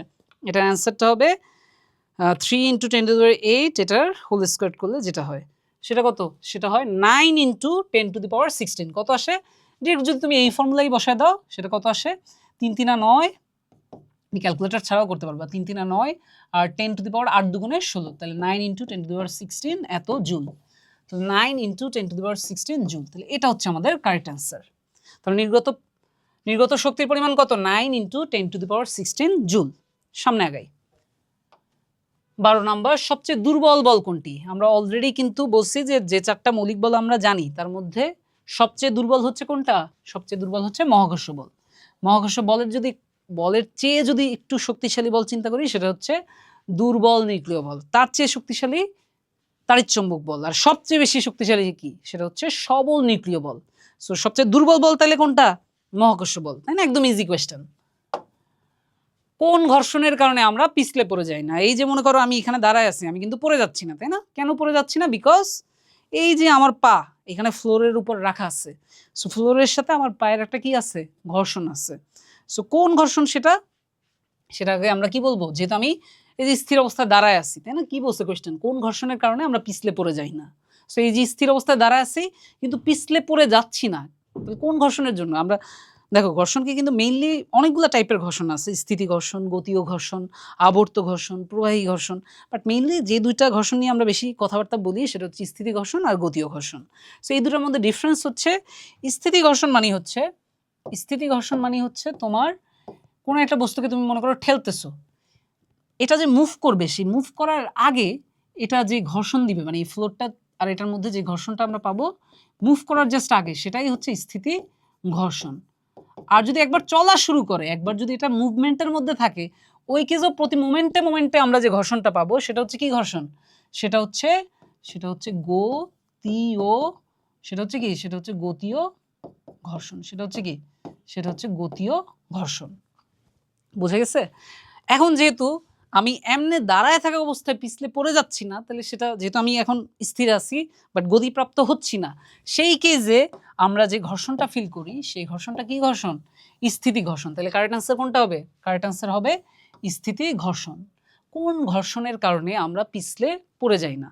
কারণ আমরা এই যে দাঁড়ায় আছি, বাট আমি পিছলে পড়ে যাচ্ছি না। কিসের জন্য? আমি গতির মানে গতি প্রাপ্ত হচ্ছি না, সেটাকে যে অপোজ করতেছে সেটাই হচ্ছে স্থিতি ঘর্ষণ। আশা করি তোমরা ক্লিয়ার হয়ে গেছো। সামনে আগাই। হাফ এম ভি স্কোয়ারকে নিচের কোন রূপে লেখা যায়? এটা বেসিক্যালি একটা প্রশ্ন, যেটা হচ্ছে কোন টপিক থেকে আসছে বলো? কাজ শক্তি উপপাদ্য। এটাকে আমরা কি বলি? এটাকে আমরা বলি কাজ শক্তি উপপাদ্য। উপপাদ্য এটা কিন্তু তোমাদের বইয়ে আছে, তাই না? ইংলিশটা কি? ইংলিশটা হচ্ছে ওয়ার্ক এনার্জি থিওরেম। এটা যদি কেউ ডিরেক্ট উপপাদ্য হিসেবে নাও জানো, কোনো সমস্যা নাই, মানে এটা কমন সেন্স দিয়েই কিন্তু বুঝে ফেলা যায়। কিভাবে বুঝে ফেলা যায়? কিভাবে বুঝে ফেলা যায় সেটা দেখি। লেটস সে এখানে আমার একটা কি আছে? এখানে একটা অবজেক্ট আছে, আমার একটা অবজেক্ট আছে এবং সেটা ইউ বেগ নিয়ে চলতেছে, সেটা ইউ বেগ নিয়ে চলতেছে। তাহলে ওর গতিশক্তি কত? Half M U square. এখন তুমি যদি কি করো, তুমি যদি পিছন থেকে এটাকে একটা ঠেলা দাও, একটা ঠেলা দিতে থাকো, তুমি মনে করো পিছন থেকে এটাকে একটা কি করতেছো, এটা মনে করো তুমি এটাকে একটা ঠেলা দিচ্ছ। তুমি এটাকে যে ঠেলা দিচ্ছ সেই সময়ে তুমি কি করতেছো? একটা কাজ করতেছো না? একটা কাজ করতেছো না? সেই কাজটা, তোমার কাজটা কি হবে? এই ওর আগের যে গতিশক্তি তার সাথে যোগ হয়েই কিন্তু, কারণ তোমার এই ঠেলার কারণে ওর স্পিডটা একটু বেড়ে যাবে না?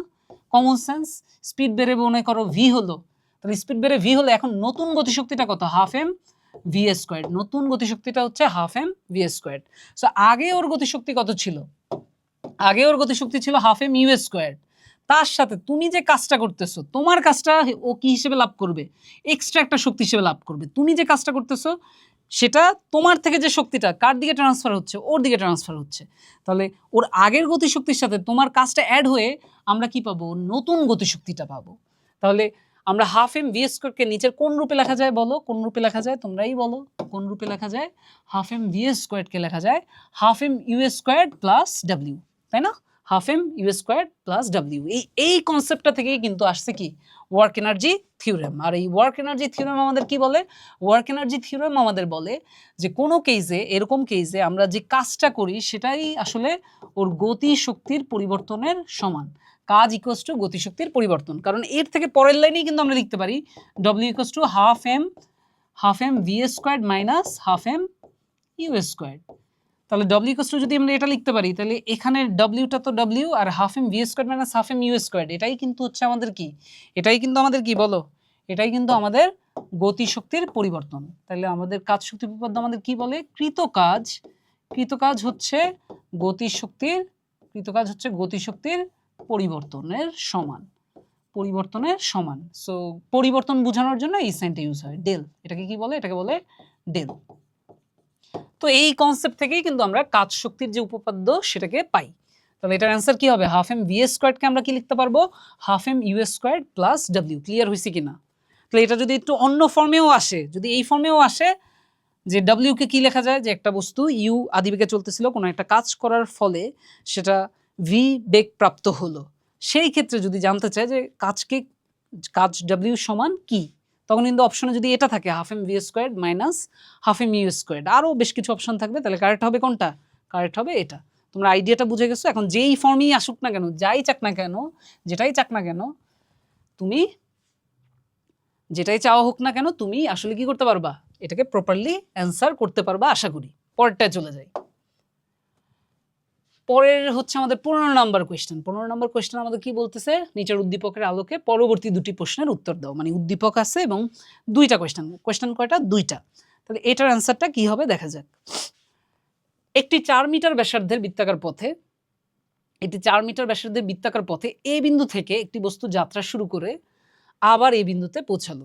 তাহলে আমার 4 মিটার ব্যাসার্ধের বৃত্তাকার পথটা হচ্ছে কি? 4 মিটার ব্যাসার্ধের বৃত্তাকার পথ। এর চেয়ে ভালো বৃত্ত রাখতে পারতেছি না, সো এটাই আঁকলাম। 4 মিটার ব্যাসার্ধের বৃত্তাকার পথে এ বিন্দু থেকে, লেটস সে এ বিন্দুটা কোথায়? এ বিন্দুটা এখানে। তো এ বিন্দু থেকে একটি বস্তু যাত্রা শুরু করে, এখান থেকে যাত্রা শুরু করে এই যে ঘুরে আবার কোথায় আসলো? আবার এ বিন্দুতেই আসলো। এই সময় বস্তুটির উপর 100 নিউটন বল প্রয়োগ করা হলো। এই সময় বস্তুটির উপর কত বল প্রয়োগ করা হলো? 100 নিউটন। বস্তুটির কোশ্চেনে কি জানতে চাচ্ছে? বস্তুটির অতিক্রান্ত দূরত্ব কত মিটার?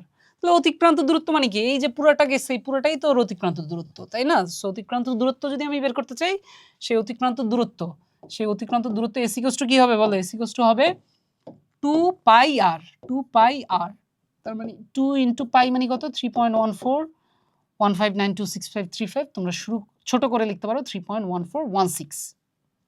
তাহলে 2 ইন্টু 3.1416 ইন্টু আর এর জায়গায় কত? আর এর জায়গায় হচ্ছে 4।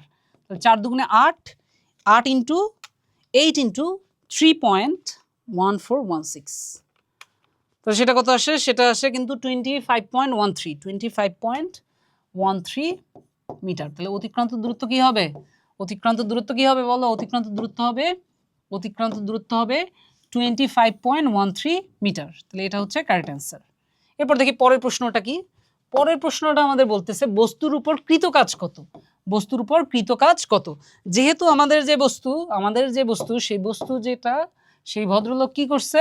সে হচ্ছে এখান থেকে এই বিন্দু থেকে যাত্রা শুরু করে এক চক্কর ঘুরে আবার ওখানেই চলে আসছে। তাহলে এর সরণটা কত? সরণটা হচ্ছে 0। সরণটা হচ্ছে কি 0। সো কৃতকাজ যখন বের করতে বলছে, আমরা জানি কৃতকাজ হচ্ছে বল ইন্টু সরণ, বল ইন্টু সরণ। যদিও বলের ভ্যালু কিছু একটা দেওয়া আছে, কত দেওয়া আছে? 100 নিউটন। সো 100 যদি তুমি চিন্তাও করো, যেহেতু সরণটা 0, যেহেতু ঘুরে ফিরে ও আবার ওই আদি অবস্থানেই ফিরে আসছে, তাহলে আমরা কি বলতে পারি? কাজও কি হবে? কাজও হবে 0। তাহলে আমার অ্যান্সার হবে কোনটা? 0 জুল। এটা কৃতকাজ কত? কৃতকাজ হচ্ছে 0। পরেরটা চলে যাই। পশ্চাৎবেগ পাওয়া যায় কোথায়? নৌকায় পশ্চাৎবেগ পাওয়া যায়? অবশ্যই পাওয়া যায়। তোমার নৌকায় পশ্চাৎবেগ অবশ্যই পাওয়া যায়, কারণ তুমি যদি নৌকা চালানোর কথা চিন্তা করো, তোমরা চালাইতে পারো কিনা আই ডোন্ট নো, গ্রামের ট্রামে যদি কেউ থাকো পারার কথা, তাহলে এই মনে করো একটা নদী, নদীতে এই মনে করো পানি, পানির মধ্যে একটা নৌকা আছে। একটা জিনিস দেখো, নৌকার যে মাঝি যে বৈঠা ঠেলে কোন দিকে? বৈঠা দিয়ে কোন দিকে ঠেলে? বৈঠা দিয়ে এদিকে ঠেলে না? কোন দিকে বৈঠা মারে? এদিকে। সো এদিকে যখন বৈঠা মারে তখন নৌকা চলে যায় কি সামনে। তাহলে এদিকে যে ক্রিয়া, সেটার প্রতিক্রিয়া পাওয়া যাচ্ছে সামনের দিকে। তাহলে আমরা ওইটাকেই আমি কি বলবো? এটার পশ্চাৎবেগ। মানে বেসিক্যালি বৈঠা দিয়ে যেদিকে বেগ দিচ্ছি তার পশ্চাৎবেগ হিসেবে আমার নৌকাটা সামনে আগায় যাচ্ছে। তাহলে পশ্চাৎবেগ পাওয়া যায়, নৌকার পাওয়া যায়, অবশ্যই পাওয়া যায়। বন্দুকের, মনে করো এটা একটা বন্দুক, এটা মনে করো বন্দুক, এই যে বন্দুক থেকে মনে করো এটা একটা গুলি করা হচ্ছে, ঠিক আছে? এটা মনে করো ট্রিগার চাপা হচ্ছে, তাহলে বন্দুক থেকে কি বের হবে বলো? বন্দুক থেকে কি বের হবে? বন্দুক থেকে গুলি বের হবে। কি বের হবে? এই যে মনে করো গুলি, এই যে বন্দুক থেকে গুলি বের হচ্ছে। যখনই গুলিটা একটা বেগপ্রাপ্ত হয়, তখন বন্দুকটাও কিন্তু পিছনের দিকে একটা পশ্চাৎবেগ প্রাপ্ত হয়। তোমরা হয়তো ভরবেগের সংরক্ষণ সূত্রের কথা তোমাদের মাথায় আছে, যে যখন গুলিটা বন্দুকের ভিতরে ছিল তখন সিস্টেমের টোটাল ভরবেগ কত? 0। সো সিস্টেমের টোটাল ভরবেগ বলতে বন্দুকের ভরবেগ mv প্লাস গুলির ভরবেগ ছোট mv, তাহলে এটা ইকুয়ালস টু 0। তাহলে যখনই আমার কি হচ্ছে? যখনই আমার গুলিটা সামনের দিকে বের হচ্ছে, তখনই আমরা কি লিখতে পারি? mv ইকুয়ালস টু মাইনাস ছোট mv এইটা থেকে। অতএব v ইকুয়ালস টু কি? অতএব v equals to minus m/m into v। তাহলে দেখো এখানে একটা কি আছে? এখানে একটা কি সাইন আছে? এখানে একটা মাইনাস সাইন আছে। এই মাইনাস সাইনের মানে কি? মাইনাস সাইনের মানেই হচ্ছে গুলিটা যেদিকে যাবে বন্দুক যাবে কি তার অপোজিট দিকে। সো যদি তুমি এখানে একটা মনে করো তোমার হাতে একটা AK-47 আছে, সেটা থেকে যদি একটা গুলি বের হয়, গুলি যদি এদিকে বের হয়, তাহলে কিন্তু বন্দুকটা যেহেতু ভরবেগটাকে ব্যালেন্স করতে হবে, আগে ভরবেগ ছিল 0, সিস্টেমের পরেও টোটাল ভরবেগ হবে 0, তাহলে যেহেতু সামনের দিক থেকে আমার গুলি বের হচ্ছে, মানে সামনের দিকে একটা ভরবেগ পাওয়া যাচ্ছে, সেটাকে ব্যালেন্স করার জন্য বন্দুকটা কিন্তু একটু পিছনে চলে আসবে, যাতে আমার সিস্টেমের টোটাল ভরবেগ কত থাকে? সিস্টেমের টোটাল ভরবেগ 0 থাকে। তাহলে পশ্চাৎবেগ বন্দুকের বেলায় পাওয়া যায়, তাহলে নৌকায়ও পাওয়া যায়, বন্দুকেও পাওয়া যায়। এরপর চিন্তা করি রকেটে পাওয়া যায় কিনা। সো আমরা একটা রকেট এঁকে ফেলি। তো মনে করো এটা হচ্ছে আমাদের রকেট, এটা মনে করো আমাদের একটা রকেট।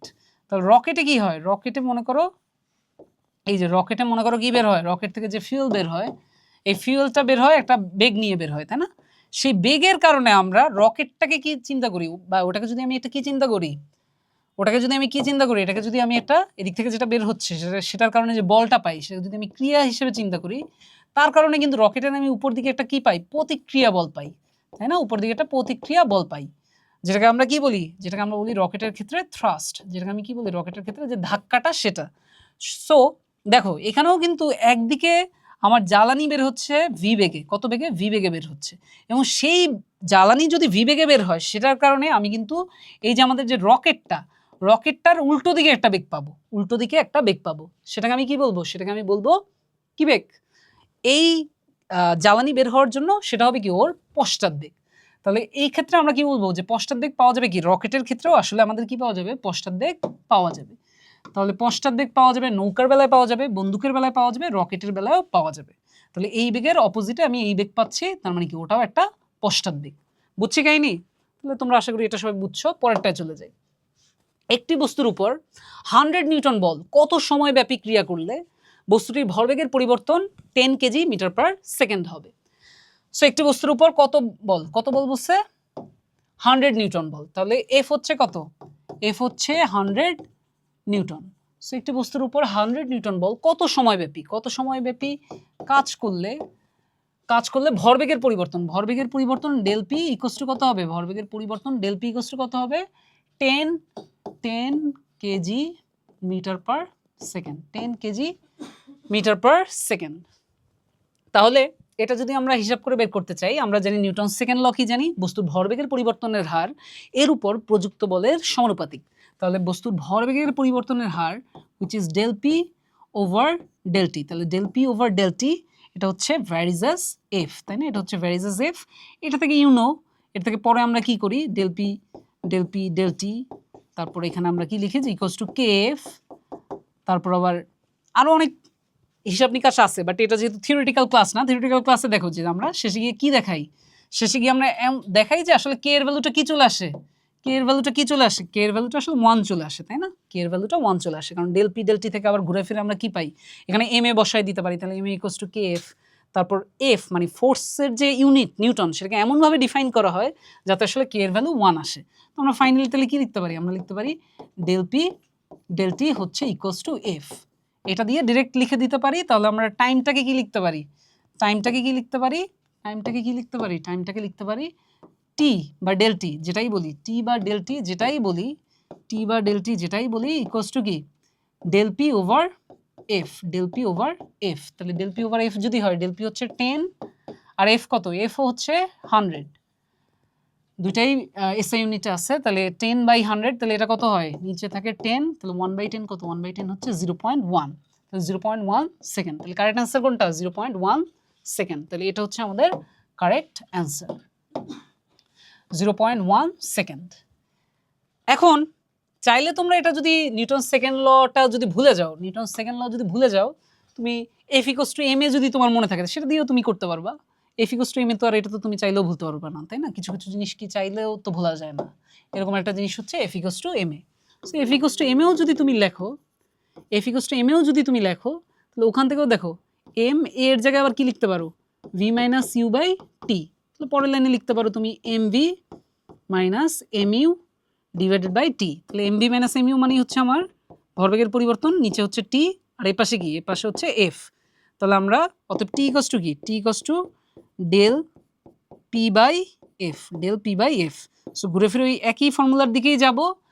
টি ইকুয়ালস টু বা del T equals to del P by F. তারপর ওটা দিয়ে ডিভাইড করলে আমরা কি পেয়ে যাবো? অ্যান্সার পেয়ে যাবো। তো তুমি নিউটন সেকেন্ড লর মেইন ফর্মটা মনে থাকলে সেটা থেকেও যেমন করতে পারো, সেটা মনে না থাকলে এফ ইকুয়ালস টু এম এ, যেটা হচ্ছে নিউটন সেকেন্ড লরই একটা অনুসিদ্ধান্ত বা ডেরিভেশন, সেটা থেকেও তুমি কিন্তু অ্যান্সার পেয়ে যাবে। সো তাহলে কারেক্ট অ্যান্সার কোনটা? কারেক্ট অ্যান্সার হচ্ছে 0.1 সেকেন্ড। সো এটাও কিন্তু ইজি কোয়েশ্চেনই ছিল, পারা উচিত। সো পারছো সবাই আশা করি। পরেরটায় যাই। বিদ্যুৎ চৌম্বকীয় বল মাধ্যাকর্ষণ শক্তির তুলনায় কত গুণ শক্তিশালী? তোমাদের বইয়ে কিন্তু কম্পারেটিভ একটা অ্যানালাইসিস দেওয়া আছে। সবচেয়ে দুর্বল বল কোনটা? সেটা হচ্ছে মহাকর্ষ বল। সেই মহাকর্ষ বলের চেয়ে শক্তিশালী কোনটা? সেটা হচ্ছে দুর্বল নিউক্লিয় বল, তাই না? সবচেয়ে দুর্বল বল হচ্ছে মহাকর্ষ বল, তার চেয়ে একটু শক্তিশালী যদি চিন্তা করি সেটা হচ্ছে কি? দুর্বল নিউক্লিয় বল। তার চেয়ে যদি একটু শক্তিশালী চিন্তা করি সেটা হচ্ছে বিদ্যুৎ চৌম্বকীয় বল বা তাড়িৎ চৌম্বকীয় বল। আর সবচেয়ে শক্তিশালী সবল নিউক্লিয় বল। সো বইয়ে দেখবা মহাকর্ষ বল যেহেতু সবচেয়ে বেশি কম শক্তিশালী বা সবচেয়ে দুর্বল, সেক্ষেত্রে মহাকর্ষ বলের যে শক্তি সেটাকে এক ধরে বাকি বলগুলো ওটার তুলনায় কত গুণ শক্তিশালী সেটার কিন্তু একটা হিসাব দেওয়া আছে। সো বই থেকে তুমি দেখবা যে বিদ্যুৎ চৌম্বকীয় বল মাধ্যাকর্ষণ শক্তির তুলনায় বা মহাকর্ষ বলের তুলনায় 10⁻36 গুণ শক্তিশালী। কত গুণ শক্তিশালী? 10⁻36 গুণ শক্তিশালী। বই থেকে একটু মিলায় নিও, ঠিক আছে? 10⁻36 গুণ শক্তিশালী, এত গুণ শক্তিশালী। তাও তোমরা বইয়ে একটু বইয়ের ইনফরমেশনটা একটু মিলায় নিও। তাহলে 10⁻36 গুণ শক্তিশালী, তাহলে এটা হচ্ছে আমাদের কারেক্ট অ্যান্সার। সেম ওয়েতে দেখবা যে যদি এই কোয়েশ্চেনটা এভাবে না এসে সবল নিউক্লিয় বল মাধ্যাকর্ষণ শক্তির তুলনায় কত গুণ শক্তিশালী হতো, সেক্ষেত্রে সবল নিউক্লিয় বল কিন্তু কত গুণ শক্তিশালী, সেটা কিন্তু মাধ্যাকর্ষণ বলের তুলনায় কত গুণ শক্তিশালী? 10⁻41 গুণ শক্তিশালী। সো এরকম সবল নিউক্লিয় বল বলো, তাড়িৎচুম্বক বল বলো, বা বিদ্যুৎ চুম্বক বল সেটা বলো, বা দুর্বল নিউক্লিয় বল বলো, এগুলো প্রত্যেকটাই মাধ্যাকর্ষণ শক্তি বা মহাকর্ষ বলের তুলনায় কত গুণ শক্তিশালী, এই টপিক থেকে কিন্তু প্রতিবারই বোর্ডে আমরা কোয়েশ্চেন দেখতে পাই। সো এবারও কিন্তু তুমি বোর্ডে হয়তো পেয়ে যাবা। So be careful. কোনো যন্ত্র দ্বারা 5 কেজি ভরের একটি বস্তুকে 2 মিনিটে 15 মিটার উচ্চতায় উঠানো হলে, তাহলে কোনো যন্ত্র দ্বারা 5 কেজি ভরের একটি বস্তুকে, কত ভরের বস্তু? 5 কেজি ভরের একটি বস্তুকে, তো কোনো যন্ত্র দ্বারা 5 কেজি ভরের একটি বস্তুকে 2 মিনিটে, টাইমটা কত? টাইমটা হচ্ছে 2 মিনিট। 2 মিনিট মানে কত সেকেন্ড? 2 মিনিট মানে কত সেকেন্ড? 2 × 60 হচ্ছে 120 সেকেন্ড। তাহলে 2 মিনিটে 15 মিটার উচ্চতায় উঠানো হলে আমি সবকিছু এসআই ইউনিটে নিয়ে চিন্তা করবো, তাই না? সো যেহেতু বাকি সব এসআই ইউনিটে দেওয়া আছে, আমি মিনিটটাকেও সেকেন্ডে নিয়ে নিব, বিকজ সময়ের এসআই ইউনিট হচ্ছে সেকেন্ড। 2 মিনিটে 15 মিটার উচ্চতায় ওঠানো হলো, 15 মিটার উচ্চতায়, তাহলে এইচ হচ্ছে কত? 15 মিটার। এক্ষেত্রে আমার যেগুলা দেওয়া আছে, যেগুলা ক্রস চেক করে দেখতে হবে, 3টা অপশন, যে কোনটা ট্রু। অভিকর্ষ বলের দ্বারা কৃত কাজ ধনাত্মক। 5 কেজি ভরের বস্তুকে উপরে উঠানো হচ্ছে, তাই না? মনে করো এটা একটা 5 কেজি ভরের একটা বস্তু, এটা হচ্ছে 5 কেজি ভরের একটা বস্তু, আমি এটাকে এখান থেকে কোথায় উঠাচ্ছি? মনে করো এখানে উঠাচ্ছি। এক্ষেত্রে আমি ধরে মনে করে উঠাচ্ছি, যদিও রসায়ন বই, ফিজিক্স ক্লাসের রসায়ন বই দিয়ে দেখাই, তাহলে এই যে রসায়ন বইটাকে আমি মনে করো এটার ভর হচ্ছে 5 কেজি, আমি এখান থেকে এখানে উঠালাম। সেক্ষেত্রে আমি যে কাজটা করতেছি, আমি হাত দিয়ে যে বলটা প্রয়োগ করতেছি, যেটা কিনা অভিকর্ষ বলের, মানে ওকে ওর ওয়েট যতটা, তার সমান পরিমাণ বল দিয়ে আমি ওকে যে উপরে ঠেলতেছি, এক্ষেত্রে আমার হাত দ্বারা যে কৃত কাজ, সেই হাত দ্বারা কৃত কাজ কিন্তু পজিটিভ। আমার হাত দ্বারা বা আমার প্রয়োগকৃত বল দ্বারা কৃত কাজ ধনাত্মক।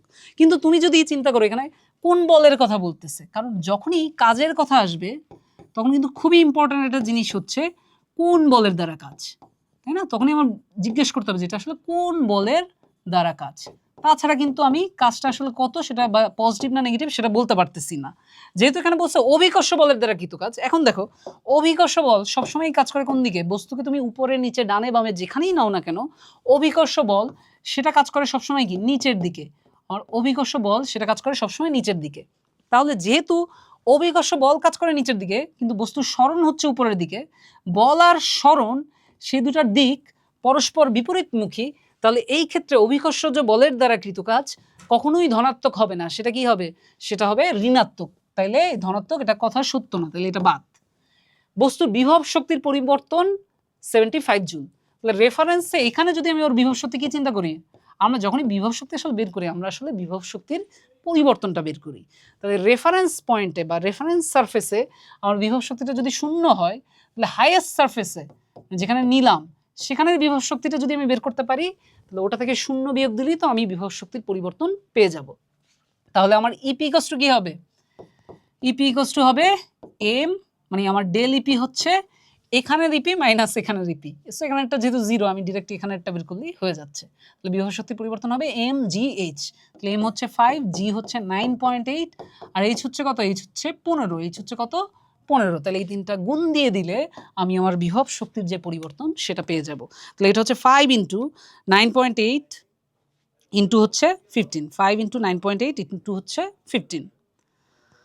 তাহলে এটা কত আসে? এটা হচ্ছে 735 জুলস। এটা কত আসে? এটা আসে 735 জুলস। তাহলে বস্তুর বিভব শক্তির পরিবর্তন এখানে কত বলতেছে? এখানে বলতেছে 75 জুল। আচ্ছা, এটা মনে হয় আমরা একটা প্রিন্টিং মিস্টেক করছি। এটা হচ্ছে 735 জুল। 735 জুল, হ্যাঁ, এটাকে 735 জুল, যেহেতু আমার অপশনে আসলে 1 বাদ, আমার তো শুধু 3 তো অপশনে নাই, তাই না? শুধু 3 অপশনে নাই, তাহলে এটা 735 হবে। ঠিক আছে, আমরা এটা প্রিন্টিং মিস্টেক করছি, এখানে একটা 3 হওয়ার কথা ছিল, তো এটা হচ্ছে 735 জুল। ঠিক আছে, সো তাহলে এটা হচ্ছে আমাদের কারেক্ট, এটা তাহলে কারেক্ট, এটা কারেক্ট। এরপর যন্ত্রের কার্যকর ক্ষমতা 6.125 ওয়াট। যন্ত্রের কার্যকর ক্ষমতা 6.125 ওয়াট। দেখা যাক যে যন্ত্রের কার্যকর ক্ষমতা আসলে কত।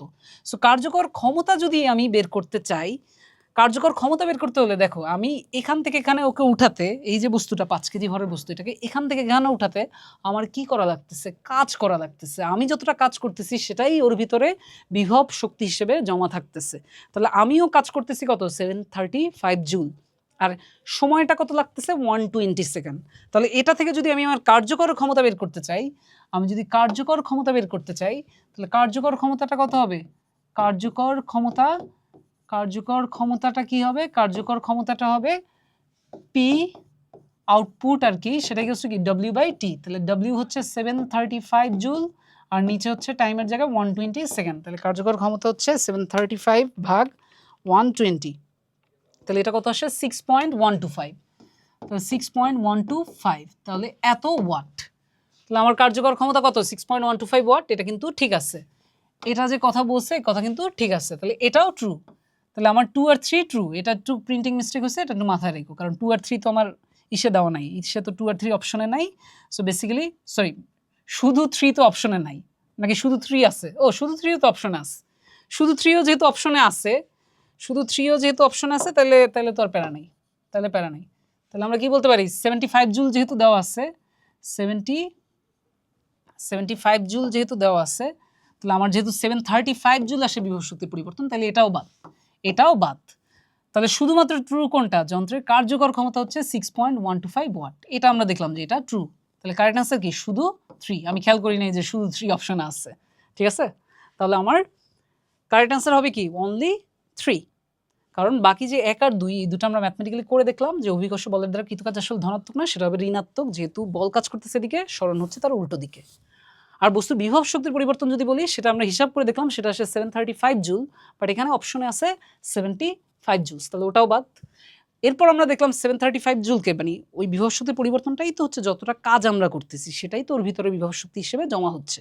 তাহলে কাজটা হচ্ছে 735, আর সেটাকে যদি আমি, যে ওই কাজটা করতে যে সময় লাগছে সেটা হচ্ছে 120 সেকেন্ড, P = W/T, সো ওটাকে যদি সময় দিয়ে ডিভাইড করি তাহলে কিন্তু আমি কার্যকর ক্ষমতা পেয়ে যাই, সেটা কত আসে, 6.125 ওয়াট। তাহলে কারেক্ট আনসার কি হবে, কারেক্ট আনসার হবে শুধু 3। কারেক্ট আনসার হচ্ছে শুধু 3। বুঝতে পারছো আশা করি, আমরা প্রায় শেষের দিকে। তো কোনো যন্ত্র দ্বারা, এটা তো মাত্রই করলাম 20 নাম্বার, এরপর 5টা কোয়েশ্চেন আছে। পরের কোয়েশ্চেনটা বেশি ইন্টারেস্টিং, এটা হচ্ছে MABD বিন্দুতে অভিকর্ষজ ত্বরণ যথাক্রমে, MABD বিন্দুতে অভিকর্ষজ ত্বরণ যথাক্রমে জি। এম বিন্দুতে কত, এম বিন্দুতে হচ্ছে জি, এম বিন্দুতে হচ্ছে জি, আর এ বিন্দুতে হচ্ছে গিয়ে তোমার কত, G1। এ বিন্দু হচ্ছে এখানে, তাই না, একটু ভূপৃষ্ঠ থেকে একটু উপরে, এমটা হচ্ছে ভূপৃষ্ঠে, এবং কোন বিন্দুতে, মেরু বিন্দুতে, সেটা হচ্ছে জি। আর এ বিন্দুতে হচ্ছে G1, আর বি বিন্দু হচ্ছে ভূপৃষ্ঠ থেকে একটু গভীরে, সেটা হচ্ছে G2। আর ডি বিন্দু ভূপৃষ্ঠে, বাট এটা আবার কি, নিরক্ষীয় বিন্দুতে। তাহলে এটার যে ভ্যালুটা, এটা হচ্ছে কত বলতেছে, G3। তাহলে এরপর আমাকে জানতে চাচ্ছে MABD বিন্দুতে অভিকর্ষজ ত্বরণ যথাক্রমে জি, G1, G2, G3 এগুলো যদি হয়, তাহলে নিচের কোন সম্পর্কটা আসলে সঠিক। G > Gn, এক নম্বরে কি ছিল, এক নম্বরে ছিল G > G1। সো এখন বলো G আর G1 এর মধ্যে কোনটা বেশি হবে, ভূপৃষ্ঠে। জি হচ্ছে ভূপৃষ্ঠে অভিকর্ষজ ত্বরণ, আর G1 হচ্ছে কি ভূপৃষ্ঠ থেকে একটা হাইটে অভিকর্ষজ ত্বরণ। আমরা কি জানি, ভূপৃষ্ঠেই কিন্তু অভিকর্ষজ ত্বরণ সর্বোচ্চ। ভূপৃষ্ঠ থেকে উপরে গেলেও অভিকর্ষজ ত্বরণের ভ্যালু কমতে থাকে, ভূপৃষ্ঠ থেকে গভীরে গেলেও অভিকর্ষজ ত্বরণের মান কমতে থাকে। তাহলে অবশ্যই G > G1 হবে, কথা সত্য, G > G1 হবে।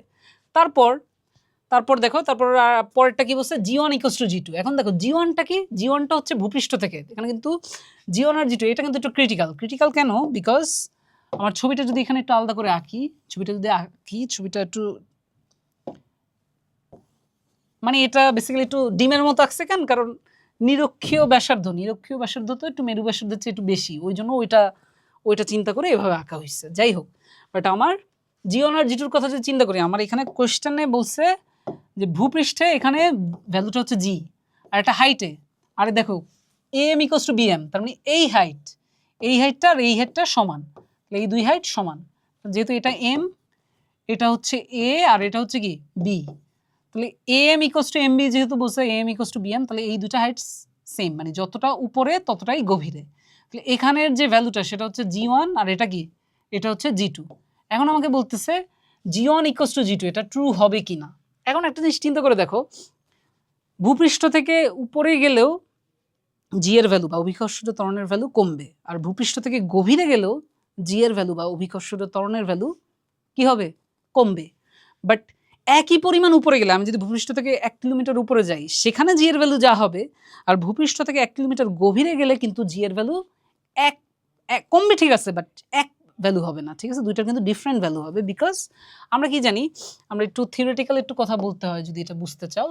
আমরা জানি ভূপৃষ্ঠ থেকে উপরের দিকে যাওয়ার বেলায়, মনে করো এটা হচ্ছে আমাদের পৃথিবী হচ্ছে এটা, এটার ব্যাসার্ধ হচ্ছে কত, ব্যাসার্ধ হচ্ছে আর, এবং এটা থেকে আমরা মনে করো এই সাইটে কি করলাম, এই সাইটে বস্তুটাকে মনে করো এখানে নিলাম, এই সাইটে কি করলাম, বস্তুটাকে এখানে নিলাম। এখানে যদি এই সাইটে নেই, সেক্ষেত্রে আমরা কিভাবে চিন্তা করি যে এখানে যদি জি হয় আর এখানে একটা জিএইচ, তাহলে আমরা কি লিখি, এটার ম্যাথমেটিক্স করার জন্য কি লিখি, যে GH equals to GM by, যেহেতু দূরত্বটা হচ্ছে আর প্লাস এইচ, তাহলে GM by R plus H whole square, GM by R plus H whole square. আর এখানে জি, ভূপৃষ্ঠের জন্য জি ইকুয়ালস টু কি, just simply GM by R square. তারপর আমরা কি করি, একটা আরেকটা দিয়ে ডিভাইড করি, তাই না, এটাকে মনে করো 1 নম্বর ইকুয়েশন, আর এটাকে কি দেই, এটাকে দেই 2 নম্বর ইকুয়েশন। তাহলে এখানে যদি এরকম হয়, তাহলে আমরা কি লিখতে পারি, যে GH by G equals to হচ্ছে জিএইচ বাই জি, তাহলে এটা R by R plus H whole square, এরকম একটা কিছু আসে, তাই না। তো এখানে দেখো, এখানে যদি আমরা চিন্তা করি, এটাকে যদি আমি ম্যাথমেটিক্যালি চিন্তা করি, তাহলে জিএসটাকে আমি লিখতে পারি ভ্যারিজেস, কারণ জি তো একটা কনস্ট্যান্ট, আর আরও কি একটা কনস্ট্যান্ট, তো জিএসটাকে আমি বলতে পারি 1 by R plus H whole square. জিএসটাকে আমি কি বলতে পারি, 1 by R plus H whole square. তার মানে জিএসটা মানে উপরের দিকে উঠলে আমার অভিকর্ষ ত্বরণের ভ্যালুটা যেভাবে পরিবর্তিত হবে, সেটা হচ্ছে ওই উচ্চতার সাথে, মানে উচ্চতার সাথে আমি পৃথিবীর ব্যাসার্ধ যোগ করি, বা পৃথিবীর কেন্দ্র থেকে টোটাল যে দূরত্ব তার বর্গের ব্যস্তানুপাতে সম্পর্কিত। কিভাবে সম্পর্কিত, বর্গের ব্যস্তানুপাতে। এবার যদি এই সেম জিনিসটাই আমি গভীরে চিন্তা করি, মনে করো এটা হচ্ছে আমাদের পৃথিবী থেকে মনে করো এটা হচ্ছে আর, আমি ওই এইচ পরিমাণ, একই পরিমাণ কিসে গেলাম, পৃথিবীর গভীরে গেলাম। এবার যদি আমি চিন্তা করি, এবার কিন্তু আমরা কি করি, যে জিডি, তাই না, একটা গভীরে মনে করি এইচ পরিমাণ গভীরে, এবার যদি জিএসটা চিন্তা করি, তাহলে সেটা হচ্ছে কি জি এইচ পরিমাণ গভীরে, কিন্তু আমরা পৃথিবীর পুরো ভরটাকে চিন্তা করি না, নাকি এতটুকু ভরকে চিন্তা করি। যদি এটার এক্সপ্লেনেশন আছে আমরা থিওরিটিক্যাল ক্লাসে সেটা নিয়ে ডিটেলসে কথা বলবো, বাট আপাতত আমি ডিরেক্ট ফর্মটা লিখি, তাহলে সেটা হচ্ছে G M prime divided by কি, G M prime divided by R minus H whole square, কারণ এতটুকু পৃথিবী, তাই না, আর উপরের যে অংশটা, যে খোলকটা, সেই খোলকটার কোনো এফেক্ট থাকবে না, বিকজ খোলকের কোনো এফেক্ট থাকবে না, কারণ এখানে যদি বস্তুটাকে চিন্তা করে, সেই বস্তুটাকে এদিকের কণাগুলো যেমন এদিকে টানতেছে, নিচের দিকের কণাগুলো আবার কি নিচের দিকে টানতেছে, সো উপরে আর নিচে ব্যালেন্স হয়ে এই শেলের কোনো এফেক্টই থাকবে না। উপরের দিকে যদিও কণার পরিমাণ কম, বাট দূরত্ব যেহেতু কম, সেই ক্ষেত্রে উপরের দিকে বল যা হবে, নিচের দিকে কণার পরিমাণ বেশি হলেও দূরত্ব যেহেতু বেশি, সেই ক্ষেত্রে ঘুরে ফিরে বলের পরিমাণ একই হবে। সো এই শেলের এফেক্টটা পুরোপুরি কি হয়ে যাবে, ক্যান্সেল আউট হয়ে যাবে। তাহলে জিএইচ ইকুয়ালস টু, যদি এইচ পরিমাণ গভীরে চিন্তা করি, তাহলে সেটা কি হবে, G M prime by R minus H whole square. তাহলে এরপর আমরা জি এর ভ্যালু জি, সেটা বসালাম, জি এর ভ্যালু জি, আর এম প্রাইমের জায়গায় কি বসাতে পারি, এম প্রাইম হচ্ছে রো ইন্টু ভি প্রাইম। পৃথিবীকে যদি একটা আদর্শ ঘনত্বের গোলক চিন্তা করি, তাই না, সিম্পলিফিকেশনের জন্য, নিচে হচ্ছে আর মাইনাস এইচ হোল স্কোয়ার। তাহলে এটা কি চলে আসে, জি এইচ ইকুয়ালস টু কি চলে আসে, এটা ইকুয়ালস টু আসে জি রো ভি প্রাইমের জায়গায় আমরা কি চিন্তা করতে পারি, 4/3 পাই আর কিউব। তাহলে আর এর জায়গায় কি হবে, আর মাইনাস এইচ হোল কিউব, আর নিচে হচ্ছে আর মাইনাস এইচ হোল স্কোয়ার। তাহলে কাটাকাটি গিয়ে লাস্টে গিয়ে আমরা কি পাই, 4/3 পাই আর মাইনাস এইচ, 4/3 পাই আর মাইনাস এইচ রো জি। এটা হচ্ছে এইচ পরিমাণ গভীরতায় যে জি এর ভ্যালু সেটা। আর যদি আমি ভূপৃষ্ঠের যে জি এর ভ্যালু, সেটাকে যদি আমি ঘনত্বের রেসপেক্টে দেখাই, ওটা একটু হিসাব করলে দেখবো যে ওটা আসে 4/3 পাই আর রো জি। তাহলে এরপর যদি আমি জিডি বাই জি করি, আমি যদি জিডি বাই জি করি তাহলে কি আসে? জিডি বাই জি করলে কি আসে? জিডি বাই জি করলে আসে 4/3 পাই রো জি সব কাটাকাটি হয়ে যাবে, জাস্ট সিম্পলি কি আসে? R minus H divided by R minus H divided by GD by G আসে R minus H divided by R. So এখান থেকে আমরা দেখতে পাচ্ছি জিডিটা যেভাবে সম্পর্কিত সেটা কি? জিডিটা যেভাবে সম্পর্কিত সেটা হচ্ছে কি, যেহেতু আমার জি একটা কনস্ট্যান্ট, আমার কি কনস্ট্যান্ট? আমার জি একটা কনস্ট্যান্ট, আমার আর একটা কনস্ট্যান্ট, তাহলে জিডিটা মেইনলি ভ্যারিয়েবল যদি চিন্তা করি, পৃথিবীর কেন্দ্র থেকে যে দূরত্ব সেটাই হচ্ছে আমাদের ভ্যারিয়েবল। তাহলে ভ্যারিয়েবল যদি চিন্তা করি তাহলে জিডি হচ্ছে ভ্যারিজাস আর মাইনাস এইচ। তাহলে দেখো তুমি যদি উচ্চতার গভীরতায় চেঞ্জটা কীরকম হয়, সেটা যদি চিন্তা করো, দুইটা কিন্তু একই পাওয়ারের সম্পর্কিত না, তাই না? দুইটা কিন্তু একই পাওয়ারের সম্পর্কিত না। যদি উপরের দিকে আমরা চিন্তা করি উপরের দিকে কিভাবে কমে, সেটা যদি আমরা চিন্তা করি, উপরের দিকে কিভাবে কমে সেটা দেখো দূরত্বের বর্গের ব্যস্তানুপাতে। আর নিচের দিকে যে কিভাবে কমে সেটা যদি আমি চিন্তা করি, নিচের দিকেরটা যদি চিন্তা করি সেটা কিন্তু দেখো সেটা কিন্তু ওই যে স্কোয়ার নাই, কিন্তু সেটা কিন্তু লিনিয়ারলি রিলেটেড। সো একটা লিনিয়ারলি রিলেটেড আর একটা হচ্ছে পাওয়ার 2 হিসেবে রিলেটেড। সো একই পরিমাণ উচ্চতায় যে পরিমাণ জি এর ভ্যালু হবে, মানে অভিকর্ষ ত্বরণের ভ্যালু যা হবে, একই পরিমাণ গভীরতায় একই হবে না। দুই ক্ষেত্রেই ভূপৃষ্ঠের তুলনায় কমবে, বাট উপরের দিকে যতটা কমবে নিচের দিকে কিন্তু অতটা কমবে না। দুইটার ভ্যালুটা ডিফারেন্স হবে, বিকজ ম্যাথমেটিক্যালি কিন্তু দুইটা দুইভাবে রিলেটেড। সো আশা করি তোমাদের আইডিয়া ক্লিয়ার হয়েছে। তাহলে কিন্তু এখানে কারেক্ট অ্যান্সার আমরা কি বলতে পারি? আমরা একদম শুরুর স্লাইডটা চলে যাই। এই টপিকের এই যে দেখো, তাহলে এটা কিন্তু ট্রু না, এটা বাদ। এরপর লাস্টের যেটা সেটা দেখা যাক। লাস্টেরটা কি বলতেছে? লাস্টেরটা আমাদের বলতেছে জি গ্রেটার দ্যান জি থ্রি। এখানে দেখো জি ছিল কি? জি ছিল মেরুবিন্দুতে অভিকর্ষ ত্বরণের ভ্যালু, আর জি থ্রি হচ্ছে কি নিরক্ষীয় বিন্দুতে অভিকর্ষজ ত্বরণের ভ্যালু। এখন আমরা যেহেতু জানি G equals to GM by R square, এটা হচ্ছে আমার বেসিক যে ফর্মুলা সেটা। সো জি ইকুয়ালস টু যদি জিএম বাই আর স্কোয়ার, এটা যদি আমার বেসিক ফর্মুলা হয়, আরটা বেশি কোথায়?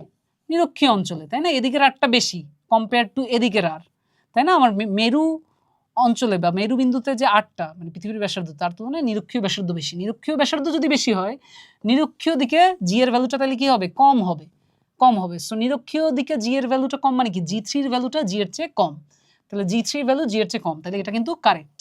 তাহলে আমরা বলতে পারি কি কারেক্ট কোনটা? কারেক্ট হচ্ছে 1 আর 3। কারেক্ট কোনটা? কারেক্ট হচ্ছে 1 আর 3। কারেক্ট কোনটা? কারেক্ট হচ্ছে 1 আর 3। কারেক্ট হচ্ছে কি? কারেক্ট হচ্ছে 1 আর 3। আমরা প্রায় শেষের দিকে। এরপর আমরা চলে যাব 22 নম্বরে। 22 নম্বরে বলতেছে নিশাত মজুমদার 10 কেজি মালামাল নিয়ে 850 মিটার উঁচু একটি পাহাড়ে আরোহণ করলেন। তার নিজের ভর 55 কেজি। তার দ্বারা কৃতকাজের পরিমাণ কত? এটা জানতে চাইছে। তো তার দ্বারা কৃতকাজের পরিমাণ কত? সো কৃতকাজের পরিমাণ আমরা কিভাবে বের করি? আমরা বের করি W ইকুয়ালস টু, যেহেতু উপরে উঠতেছে W ইকুয়ালস টু কি? F H. তাহলে এটা মনে করো পাহাড়, এটা কোনো একটা পাহাড়, সেই পাহাড়ের হাইট মনে করো দেওয়া আছে কত? 850 মিটার। তাহলে এইচ কত? এইচ হচ্ছে 850 মিটার। পাহাড়ের হাইট দেওয়া আছে, তাহলে W equals to F H. F এর জায়গায় কি হবে?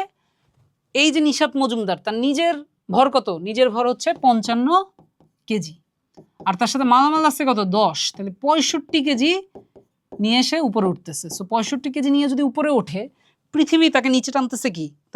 তার যে ওজন, সেই ওজনের পরিমাণ সমান বলে পৃথিবী টানতেছে নিচের দিকে তাকে। তাহলে সে যদি উপরে উঠতে চায়, ওই সমান পরিমাণ বল দিয়ে তাকে উপরে উঠতে হবে। তাহলে এফ এর জায়গায় কি হবে? এফ এর জায়গায় হবে 65 mg। তাহলে 65 ইন্টু জি এর জায়গায় কত? 9.8।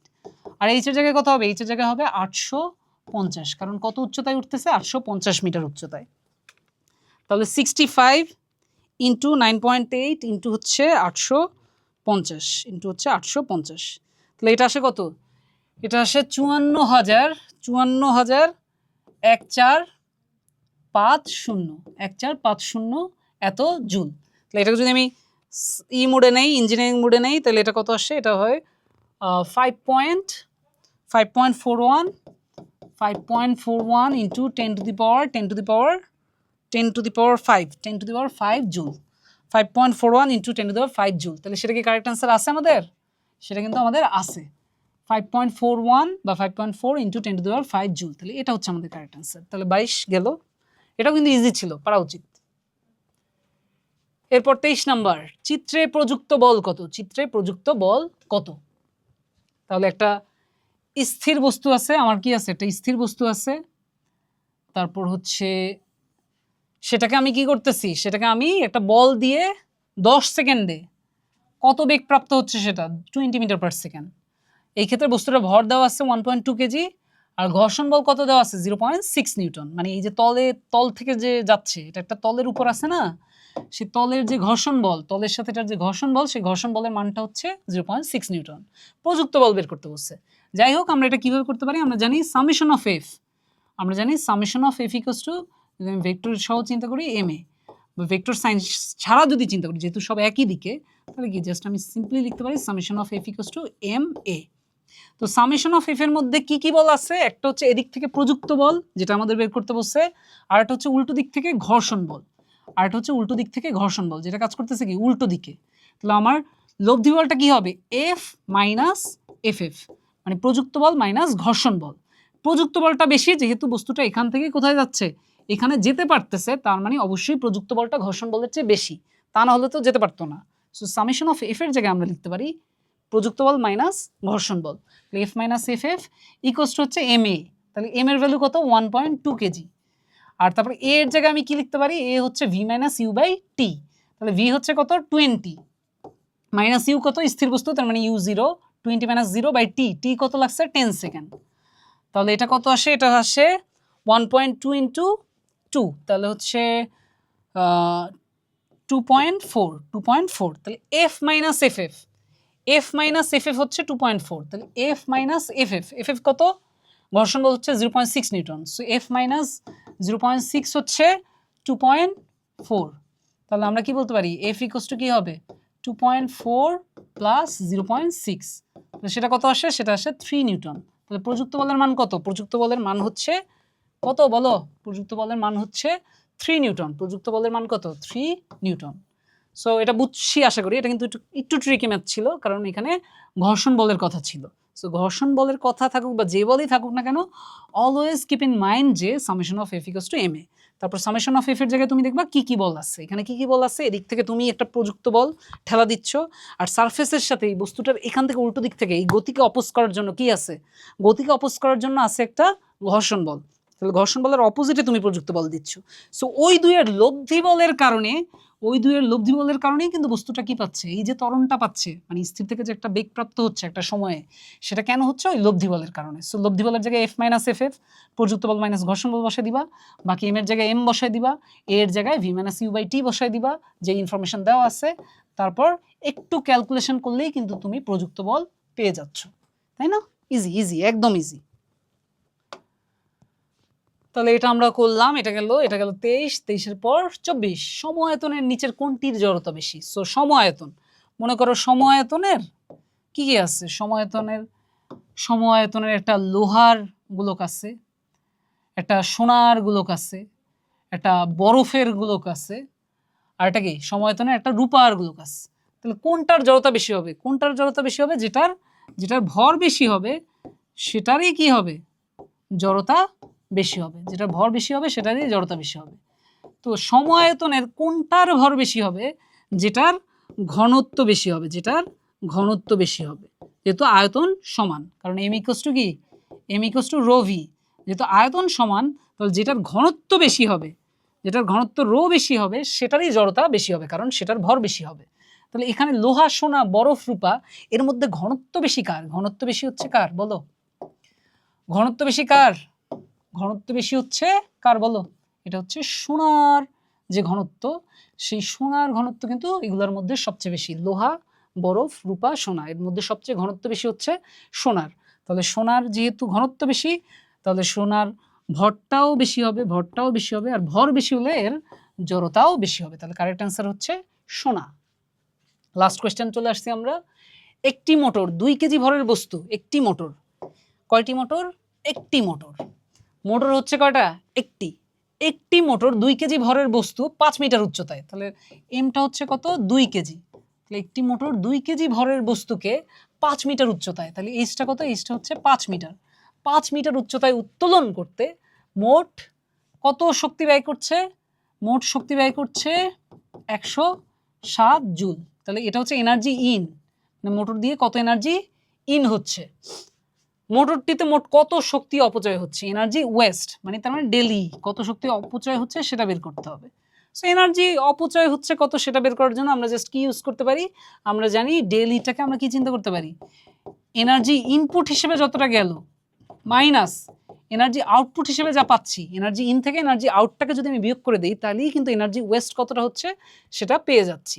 এখন এখানে এনার্জি ইনের যেহেতু ভ্যালু দেওয়া আছে সেটা হচ্ছে 107, সো এনার্জি আউটের ভ্যালুটা যদি আমি পেয়ে যাই, এনার্জি আউটের যে ভ্যালুটা সেটা যদি আমি পেয়ে যাই তাহলেই কিন্তু আমি কি বের করে ফেলতে পারবো, মোট কত শক্তি অপচয় হচ্ছে। সো এনার্জি আউটের ভ্যালুটা মানে কি, এনার্জি আউটের ভ্যালুটা আমরা কিভাবে পাবো, যতটা কাজ হচ্ছে, যতটা কি হচ্ছে, যতটা কাজ হচ্ছে। সো কাজ হচ্ছে কতটা সেটা দেখা যাক, কাজ হচ্ছে কতটা, একটি মোটর 2 কেজি ভরের একটি বস্তু 5 মিটার উচ্চতায়, তাহলে কাজ হচ্ছে কত, যেহেতু একটি মোটর কি করতেছে 2 কেজি ভরের একটি বস্তুকে, এটা মনে করো 2 কেজি ভরের একটি বস্তু, এটাকে কি করতেছে কত উচ্চতায় নিচ্ছে, কত উচ্চতায় নিচ্ছে 5 মিটার উচ্চতায়, কত উচ্চতায় নিচ্ছে 5 মিটার উচ্চতায়। তাহলে জি এর ভ্যালু তো আমাদের জানাই আছে, তাহলে ডাব্লিউ ইকুয়ালস টু কি এফ ইন্টু এইচ, এফটা হবে কি ওর ওজনের সমান বল দিয়েই তো আমাদের মোটরটাকে উপরে নিবে, তাহলে ওজনের জায়গায় আমরা কি বসাবো এমজি, এমজি মানে কত, এমজি লিখি আগে ইন্টু এইচ, তাহলে এম হচ্ছে 2 কেজি, জি হচ্ছে 9.8 আর এইচ হচ্ছে কত, এইচ হচ্ছে 5, এইচ হচ্ছে 5, তাহলে 2 ইন্টু 9.8 ইন্টু 5, তাহলে 5 দুগুণে 10, 9.8 ইন্টু 10 মানে কত 98, তো সেটা কত 98, 9.8 ইন্টু 10, তাহলে 9.8 ইন্টু 10, তো সেটা কত আসে, সেটা হচ্ছে 98, তাহলে 98 জুল কাজ হয়েছে, তাহলে 98 জুল কাজ হয়েছে। তাহলে 107 থেকে যদি আমি 98 কি করি বিয়োগ দেই, কারণ এটা কিন্তু আমার এনার্জি আউটের ভ্যালু, এটা কিসের ভ্যালু, এটা হচ্ছে আমাদের কিসের ভ্যালু বলো, এটা হচ্ছে আমাদের এনার্জি আউট বা যতটা কাজ হয়েছে আর কি, কাজের কাজ যতটা হয়েছে সেটা হচ্ছে 98 জুল, আর এনার্জি দেওয়া হয়েছিল কত, দেওয়া হয়েছিল কত 107 জুল শক্তি ব্যয় করা হয়েছে, তাহলে ওটা হচ্ছে এনার্জি ইন। তাহলে এই 107 থেকে যদি আমি 98 বাদ দিই তাহলেই কিন্তু আমি এনার্জি ওয়েস্ট পেয়ে যাব, তাহলে সেটা কত 107 মাইনাস 98, সেটা হচ্ছে কত বলো 7 2 9, তাহলে এটা কত 9, তাহলে 9 জুল এনার্জি ওয়েস্ট হচ্ছে, তাহলে আমার কারেক্ট অ্যান্সার হচ্ছে 9 জুল। এগুলো কিন্তু একটু খেয়াল করতে হবে, কেন খেয়াল করতে হবে, কারণ অনেক সময় আমরা এই কোয়েশ্চেন অ্যান্সার করা শুরু করি, শুরু করার পর কোয়েশ্চেনে কি চাচ্ছে সেটা আমরা ভুলে যাই। সো সেটা যদি আমরা ভুলে যাই তাহলে সমস্যাটা কি, সমস্যাটা হচ্ছে তোমার মনে করো অপশনে কোনো একটা অপশন ছিল 98 জুল, তো তুমি দেখা যাবে এনার্জি আউটটা বের করে ধূপধাপ অ্যান্সার করে দিচ্ছ যে এটা অ্যান্সার, কিন্তু তোমার কিন্তু বলে নাই যে ওই মোটরটা কতটুক শক্তি দিয়ে কাজ করছে বা কতটুক শক্তি দিয়ে ও আসলে কাজের কাজ করছে সেটা তো জানতে চায়নি, জানতে চাইছে কত শক্তি অপচয় হচ্ছে।